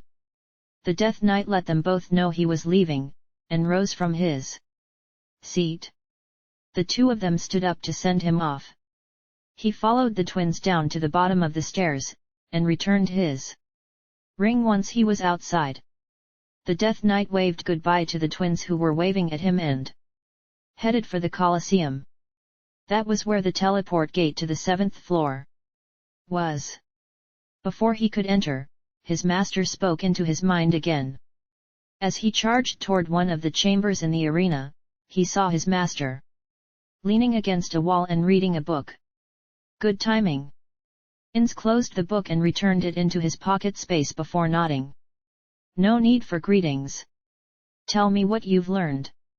Since this was the third time he had done this, the Death Knight had learned how to summarize his reports. I see. For Aura it's Albedo and Shalltear, is it? They're all guardians, after all. But why not mention Yuri Alpha, or Pestonia's Shortcake Wanko, or Eclair Egalaire Eglaire? The Death Knight shook his head. Is that so? I thought they would get along because they were all NPCs. Made by women. Well, I understand about Shalltear at least. After all, Pararon Sino-san made her. Albedo, however, if the relationship only started when we came to this world, then if we don't keep an eye on their relationship, it might self-destruct from within, right? The Death Knight quietly watched his master, who was covering his mouth with his hand. He could hear fragments of speech coming from the other side of the hand. But in the end, all he could make out was they've only been dumped in this new world for a while. There's no point thinking too hard about it when it won't give any answers. Because of that, I need to keep that in mind and be aware of it. So in a sense, he was just kicking a can down the road. After being pressed to talk about Mare, the Death Knight gave his answer. Ainz muttered, I see. Well, since Mare's on the move, there's no need to say too much. Besides, there's no need for someone who likes to be alone to be forced to go out and mix with other people. In the first place, it was just to see who was under too much stress. If it backfired and stressed him out instead, that would be putting the cart before the horse. Well, I'll keep an eye on it, and who knows? It might be better if I trigger any incidents before they build up. Maybe I should talk to the chief librarian before Mare goes to speak with him. It might help. Finally, as Ainz heard the desires of the twins, he kept repeating, isn't that wonderful? That's what I wanted to hear. I see, new magical beasts it is. And they can even be used to strengthen Nazarick, not bad. Well, Mare's the same as well. So, I can rest easy thinking about these two. After this is Demiurge. Remember not to say unnecessary things, and I'll leave it to you. The Death Knight bowed to Ainz as he teleported away, then carried on to the next floor. Part 6. It was a world whose air seemed aglow with red light. Crimson lava flowed like river, with numerous bubbles in these currents bursting as they reached the surface. There should have been a fire elemental damage field effect in place here. But since that effect had been temporarily suspended, the area was merely hot instead. However, despite the word merely, this was not a place where the living could easily survive. The scorching air would easily strip throats and skin of their moisture in seconds. Even freshly beaded sweat would instantly vaporize into steam, causing a steady accumulation of fatigue. This place, which was thoroughly inimical to the living, perfectly fitted the description of a hell world. Even so, many creatures lived here, part of the great tomb of Nazarick. For instance, demons. Many demons were resistant to fire. Even hazardous environments like these would have no effect on them. Indeed, one could already see the outlines of several demons in the smoke clouds that hung low and heavy in the air. In addition, there were corrupted spirits of fire called Mephits, monsters, who were resistant to fire. Further in, one could find undead with very strong resistance to fire. In addition, there was the meandering flow of a river of lava. The Death Knight was following its course, walking along the path that ran over a dam. Every now and then, he turned his gaze toward the lava. Just at that moment, the gigantic, writhing creature that had been keeping pace with the Death Knight, though he could not tell if it was walking or swimming, given that he could not clearly see it beneath the lava, seemed to lose interest in him, and left. That was the area guardian of the 7th floor's river of flame, a giant abyssal slime Gurren. As a creature optimized for combat, its fighting ability was easily on par with the floor guardians. If the Death Knight had been an enemy, he would have been dragged into the quicksand-like lava by Gurren's tentacles and attacked by a virtually invisible opponent. Simply put, Gurren was a far more dangerous opponent than Demiurge, this floor's guardian. Because it did not need to breathe, it could hide its body in the magma, and defeating it with normal methods was nearly impossible. Although the Death Knight did not think that Gurren would actually attack, and all that might have just been a prank, the Death Knight knew that even a playful swat might have resulted in lethal amount of damage for him. The feeling of relief was an utterly alien thing to an undead creature, but as Gurren fell back, the Death Knight could understand that emotion. The Death Knight continued its long strides. Soon, he could see a cluster of randomly strewn white columns ahead. Once, this place might have been a majestic Grecian-style temple, but the columns were scattered like they had violently collided with each other, and the statues of various gods had been profaned and smashed. The ceiling had been broken down, and the pieces were lodged in the ground. It resembled the ruins left after demons had cast the gods down from their place in heaven. Desolation permeated the entire scene. And among them were the forms of demons that were far, far superior to the Death Knight. They were the evil lords, demons that were around level 80. Their eyes seemed to contain an emotion resembling curiosity. It was only a natural reaction given the appearance of a hitherto unknown undead creature. However, they were still able to discern that the Death Knight was on the same side as them, so they did not indulge the basic demonic instinct to make others suffer. They asked the Death Knight which floor guardian it served, with the utmost courtesy. Their response to the Death Knight's answer was dramatic, to say the least. All of them respectfully bowed to him, and asked him the reason for his arrival in the most self-effacing language. When they received the answer that he had arrived to speak to the relevant floor guardian and ask questions of him, one of their number promptly fell back, and almost immediately returned with another demon. It wore a dirty white hood that concealed its features. Its body was twisted and lumpy, and it looked like it could whisper a few words to a human being to have them devolve into a demon. It wore a large piece of golden jewelry on its neck, inscribed with what seemed like letters. "Please come this way." The Death Knight followed behind his guide. After passing through the desecrated temple, they seemed to have arrived at the center of the area. A pale white throne sat atop the uneven, slightly lumpy ground, and atop that throne sat the person the Death Knight had come to find. He could feel Demiurge using his slitted eyes to probe him. "Demiurge-sama. I have brought in Samus' messenger before you. Thank you for your effort. Leave." Demiurge slowly rose to his feet. Almost immediately, the Death Knight interjected that there was no need to stand on ceremony. "Understood. You are I see. As I thought it's like this. Just over an hour ago, someone passed through the 7th floor, would that be yourself? There was no doubt about that. After the Death Knight nodded in agreement, Demiurge smiled. So what orders does Ainz Ooal wish to give me? Demiurge's smile seemed to gleam with anticipation. Unsurprisingly, the first question was the same as the previous time. I see. This is Ainz Ooal's intention. Well then I believe I can coordinate with any of the other guardians in order to accomplish my objectives. However, I consider myself something of a jack of all trades, so during combat, I doubt I could work very well with the command-oriented aura.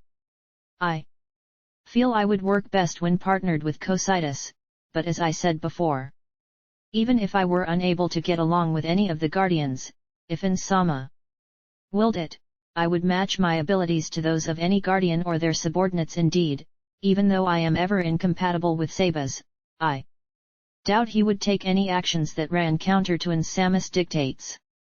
Although the Death Knight had spoken with several other guardians by now, this was the first time he had met anyone who actually said that they would not get along with anyone else. Perhaps if he was a living being, he might have followed up and asked more questions, but the Death Knight was undead and his heart was not troubled by such petty impulses. Seeing as Demiurge did not have any intention of continuing, he asked the next question. My desires, then? Indeed, that is something of a challenge. Demiurge adjusted his glasses. May I ask about the motives underlying that query? Oh, my apologies. You need not answer. It is the duty of an excellent subordinate to discern his master's true intentions and take the necessary action to fulfill them. Although, by my estimation, the exact nature of those motives can be narrowed down to 2 options, but which of them is correct? Or perhaps the third? Demiurge was immune to fire, yet sweat drops began forming on his forehead. Although the Death Knight was freed from the burden of answering, it was not as though he could have answered in the first place. In the end, the muttering and murmuring Demiurge finally exhaled at the end of his ruminations. It must be one of these 2 options. First, if Ainz Ooal wishes to know which domain this one wishes to govern for him after the world becomes his, then I will ask for the right to administer the sky on his behalf. The Death Knight nodded. After all, only his master could decide who received the sky. Alternatively, if he wishes to know what I would require to strengthen Nazarick, then my answer is that I would need nothing. Although I do not know if you can fully convey the message to our master, I hope you will observe this domain. Demiurge spread his arms. This land, this dominion was designed and created for me by Albert Sama. So it contains everything I need to perform my function. Indeed, it may appear as a mere ruin to you, and the center where we stand may seem like a little more than a barren waste, but many things are hidden within it. These tumbled ruins are the true expression of Albert Sama's love. Demiurge was all smiles. Still, an answer like that would be entirely too boring. If Ainz Ooal is interested in replying, then please convey to him the fact that there is an answer I would like to know. Originally, I was intended to rule over 12 demons, yet now only 7 remain. I would be honored if he could tell me the reason why.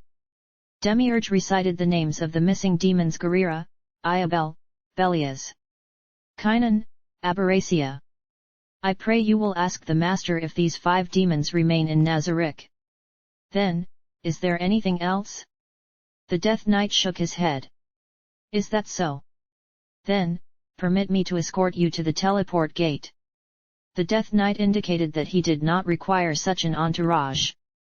After all, he clearly understood his master's desire not to be seen by any of the guardians. With that, the Death Knight bade Demiurge farewell, and walked alone to the teleport gate. This time, his master did not speak to him. After entering the teleport gate and returning to the 9th floor, he heard his master's voice. He was instructed to return to Ainz's room, and perhaps he might have begun sprinting, but then he remembered the encounter with the maid. Instead, the Death Knight elected a quiet jog that would not invite censure. And as he considered how he might sometimes howl from time to time, he covered his mouth with both hands as a countermeasure against that. After taking several turns, he finally saw the servants guarding his master's chambers. They remembered him from when he had left the room, so they immediately stepped away from the door and let him through. After opening the door, Ainz jumped in fright and slipped something under the table that the Death Knight could not see. After seeing that it was the Death Knight who had opened the door, Ainz breathed a sigh of relief and raised his right hand. "Hey? So it was you." For a moment I remembered what surprise felt like. "Well, next time, knock before you enter." Ainz, while sticking the book in his right hand back into his pocket. Dimension, muttered imprecations at the Death Knight who was carefully closing the door. Normally, his master should have been able to feel the Death Knight's presence and location. Perhaps his shock came from the fact that all of his attention was focused on the book he had just put away. "Well, then, let me hear Demiurge's answers."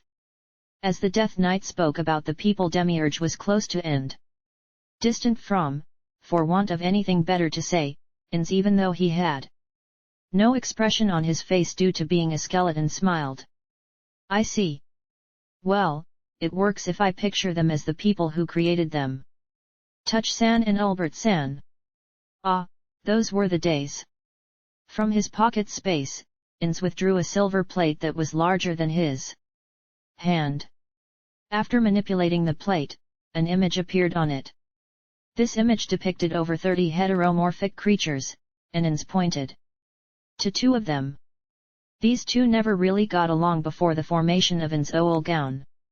Outside of these group photos, you would almost never see them in the same picture together.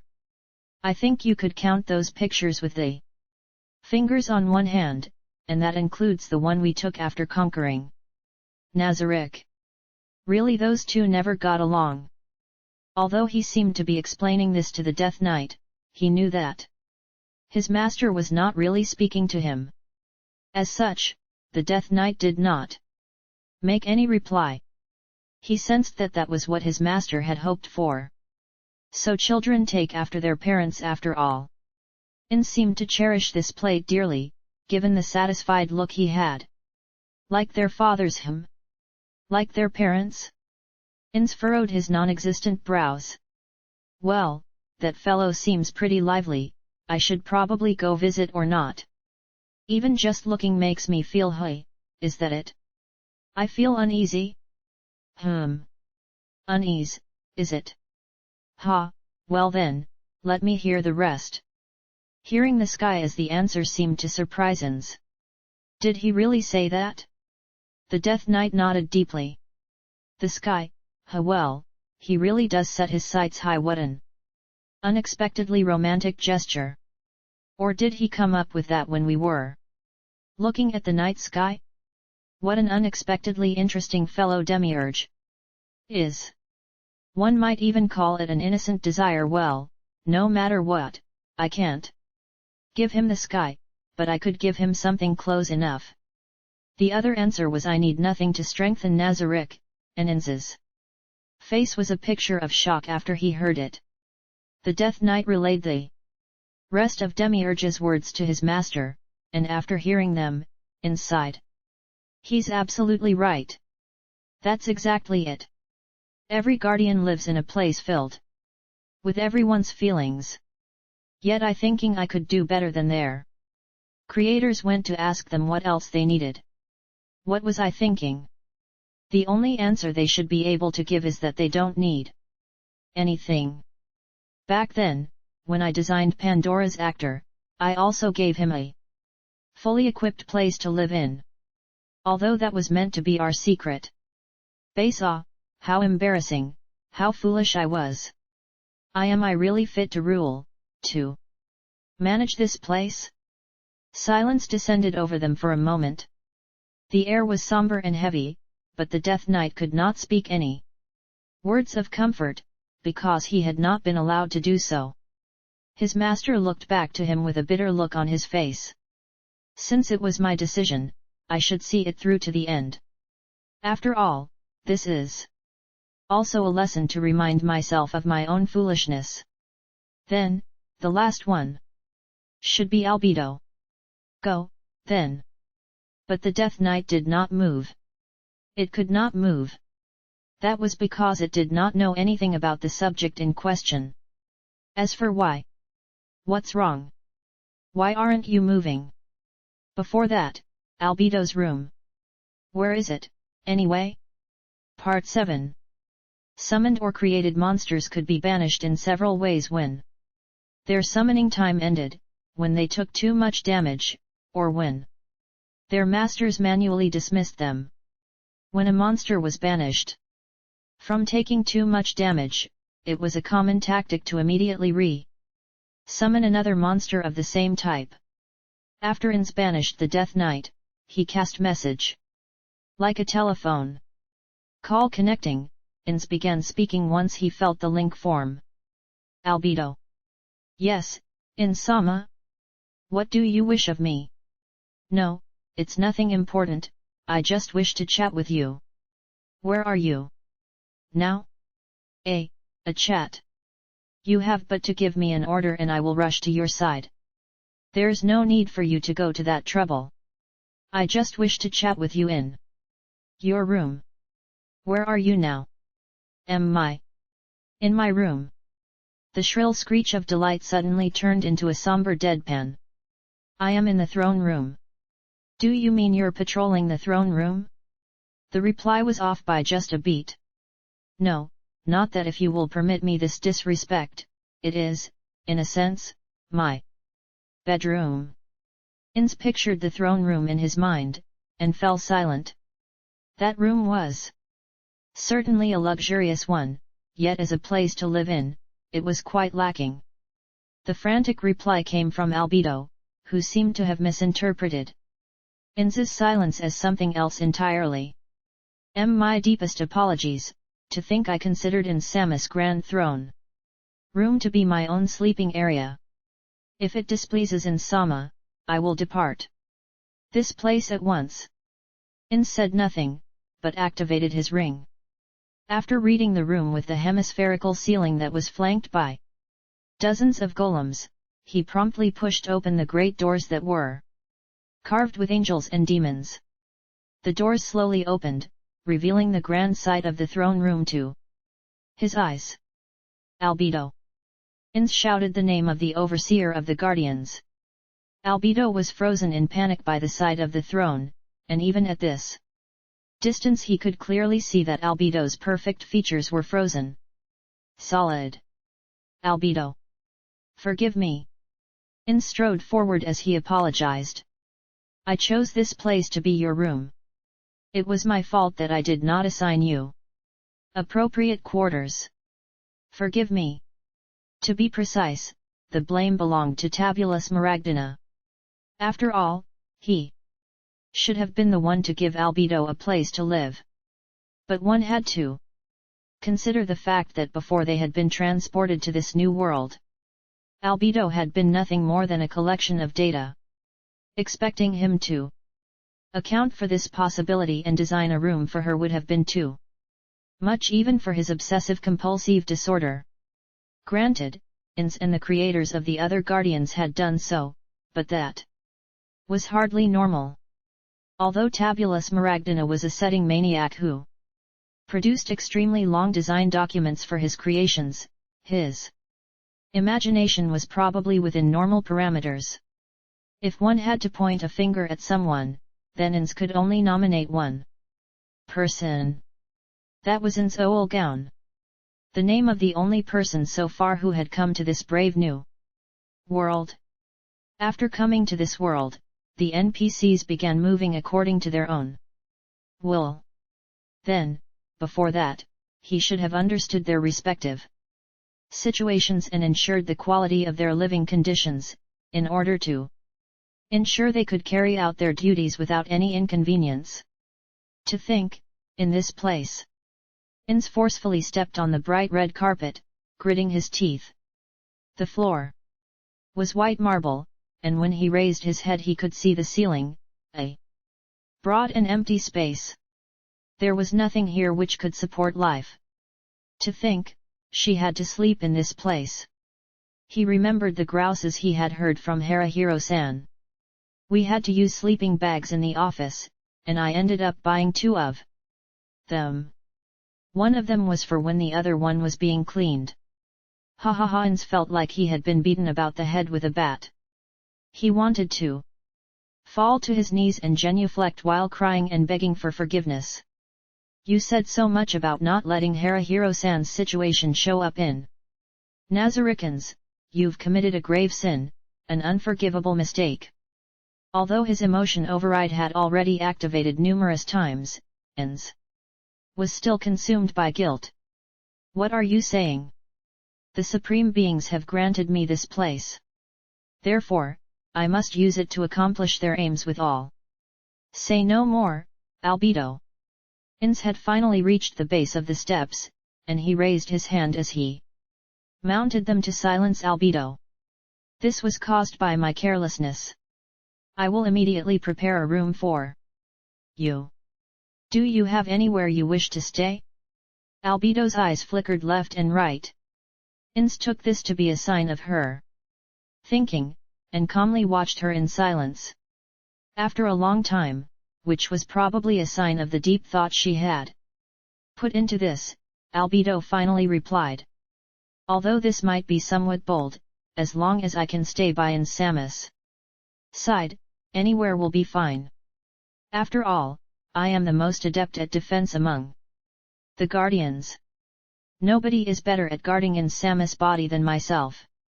However, if I am separated from Ainz Sama, then there may be a chance he may come to harm, be it 1 in a million or a billion. As such, I would be happy to be granted a corner somewhere in Ainz Samus' room.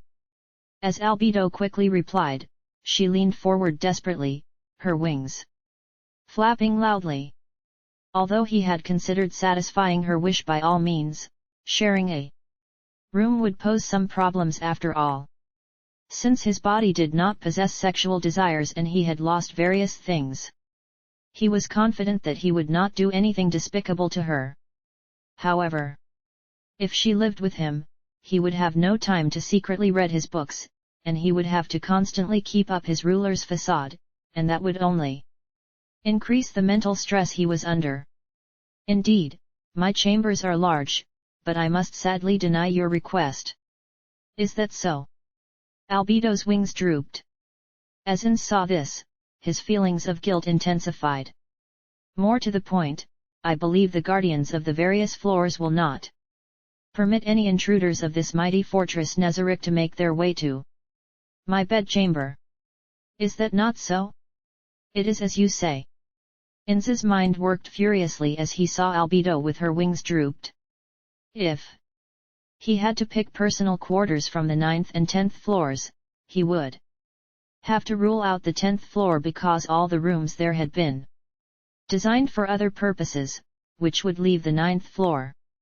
On that floor, the only empty rooms he was aware of were the ones that belonged to his former companions. Although it might just be wishful thinking, but if he lent one of their rooms to Albedo, his heart would forever be filled with doubt that he might have deprived a guildmate who had come to this world of their rightful room. However minuscule that possibility might be, rather than lend out a room belonging to one of his companions, it would be better to lend her one of the spare rooms. Then, Albedo, I shall grant you one of the rooms on the 9th floor for your own use. It is a spare room prepared for the possibility that we might welcome new additions to the guild. Of course, I will try to give you a room as close to mine as possible, and if an emergency happens, yes, when the Time comes, can I count on you? Yes. Of course. That goes without saying, Insama. Her wings suddenly spread themselves out. As he saw Albedo's shining eyes and the brilliant smile on her face, Ainz could not help but be moved. To camouflage that, Ainz coughed loudly. Then, I will lead you to your new room. Well, go once you finish packing your things. As Ainz said this, he wondered whether she had anything to pack. The NPCs should have inventory pocket spaces like Ainz did for storing equipment. It might have looked to others like they were sticking their hands into nothing, but in truth it was more like using a smartphone. While players with their access to cache items could store much more in their inventories than NPCs could, even NPCs could still fit all of their equipment into their inventories. It was very likely that Albedo's equipment was stored in her inventory. Things in there should be recovery items and scrolls that allowed her to use magic. Understood. Then, I apologize for the delay, but could you hold on a little longer? Ainz wavered a little because the answer was an unexpected one.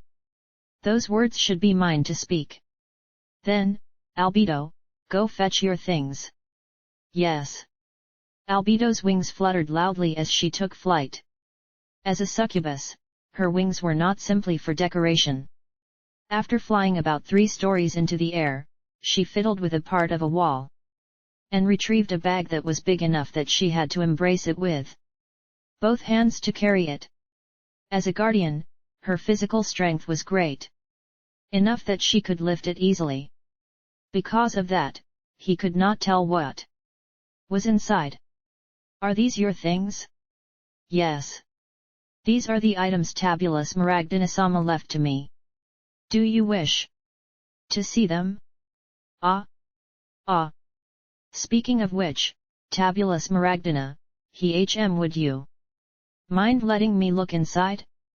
Although Tabula Smaragdina had not prepared a room for Albedo, he had still set aside this bag for her. His curiosity over what was inside the bag intensified. There might be special items inside or not. If it was really a rare item, the collector in Ainz would find it hard to control himself. Please have a look. As he looked beyond the open zipper, the inside seemed about as large as it appeared on the outside, and there didn't seem to be any special items in there. Nor was there a blood-caked corpse staring out at him with hatred in its eyes or anything like that. What he saw was many neatly folded sets of clothing, all of which were very normal articles of female wear. There was nothing which aroused Ainz's interest. However, under the clothes were many small multicolored objects that had been balled up. It was impossible not to notice them. Since Tabula Smaragdina was a fan of horror movies, he didn't know what he would find next. That mix of fear and curiosity piqued his interest. Are those handkerchiefs? They are not, Insama. Why don't you pick one up and have a closer look? Albedo stood there quietly, with a mysterious smile on her face. In that moment, his anticipation rose ever higher. Yes, they might be joined together by some kind of gimmick. With excitement in his heart, Ainz reached for a balled-up lump and opened it up. After that was silence. Even Ainz knew what that was. It was underwear. Female underwear. Isn't this what Pararon Sino-san would do? How should I say this? It seems I've learned too much information about a friend. As Ainz's shoulders sagged, he remembered that he had not yet apologized to someone who deserved an apology. Forgive me, Albedo. As Albedo watched Ainz's movements, her face flushed red, and her breathing grew irregular. A very uncomfortable Ainz tried to fold the opened panties back up, but couldn't quite manage it. So Albedo gave him a hand from the side, and neatly folded them. I'm not Pararon Sino-san, I won't get excited by a piece of cloth if it's not worn by someone. In order to hide his discomfort, Ainz tried to muddle his way through with words he didn't quite understand. Suddenly, Ainz remembered that he had no idea what had happened to the erotic art head received from his former guildmates. Then do you need me to wear it for inspection? A shocked Ainz looked sideways at Albedo, whose eyes radiated a lewd glow. Ah, wait, Albedo. Before that, let's settle the matter of your room. I'll take you there with the power of the ring, so let's go. Understood, Ainz-sama. As Albedo drew close, wrapping Ainz in her scent and tickling him with her breath, he activated the power of his ring. Epilogue. The room she had been given was luxurious. No, as a room which was worthy of the supreme beings, that much was only to be expected. Behind the desk in the center of the room was the sparkling flag of Ainz Ooal Gown. Not long after she had watched her master leave with a cheerful smile on her face, a change came over her, and her face was as cold as winter. Humph! Albedo raised the flag with one hand, and opened the door within. Inside was the bedroom of an absolute ruler of Nazarick. After entering the room and ensuring it was properly locked, she cast the flag aside. The brilliant flag fell to the ground. The Ainz Ooal Gown which abandoned us, it makes me mad. Although she had been filled with joy when her beloved had taken that name for his own, that had turned to worry when she realized that it also referred to the people who upset her. With a fiendish expression on her face, Albedo approached the flag on the floor and raised her foot to step on it. Shit! How dare these pieces of shit insult my love's name! Albedo cursed freely as she trampled the flag. With her breathing in chaos, she seemed to notice something and raised her face, whose expression softened as she saw it. Albedo opened her inventory and drew forth a large new flag. She rubbed it against her face with a blissful expression, and then when it was not enough, she rubbed her entire body against it. The flag she was holding was one of the 41 displayed before the throne, the one representing his own name that Momonga had struck down. Albedo had swiftly retrieved it after the fact. Ah, Ainz-sama. No, Momonga-sama. Only you are my true master. I shall make you the sole ruler of Nazarick. There's no need for those other people. Only you, and only you will rule forever. As though her master were truly there, Albedo chanted those words in a moist, breathy tone. Yes, absolutely. If anyone tries to stop you, I will destroy them even if they're a guardian. I am your true follower, your loyal slave. So please, bestow your compassion upon my body. She slowly slid her hand downward, to the lower reaches of her belly. Disclaimer. Under no circumstances would you be allowed to take this work for commercial activities or for personal gain. Bakatsuki does not and will not condone any activities of such, including but not limited to rent, sell, print, auction. Credits. Author, Maruyama Kyogani. Illustrator, Sobin. Translators, Immutolicious LNT, Skithwood Translations, Pharaoh, Suite A. Collections, C.O. Kane, SIFAV6, Zach Tan, Cerulean 13, Ghost Staker, Hannity. Editors, Namorox, Mechani. PDF compiled by Kiri.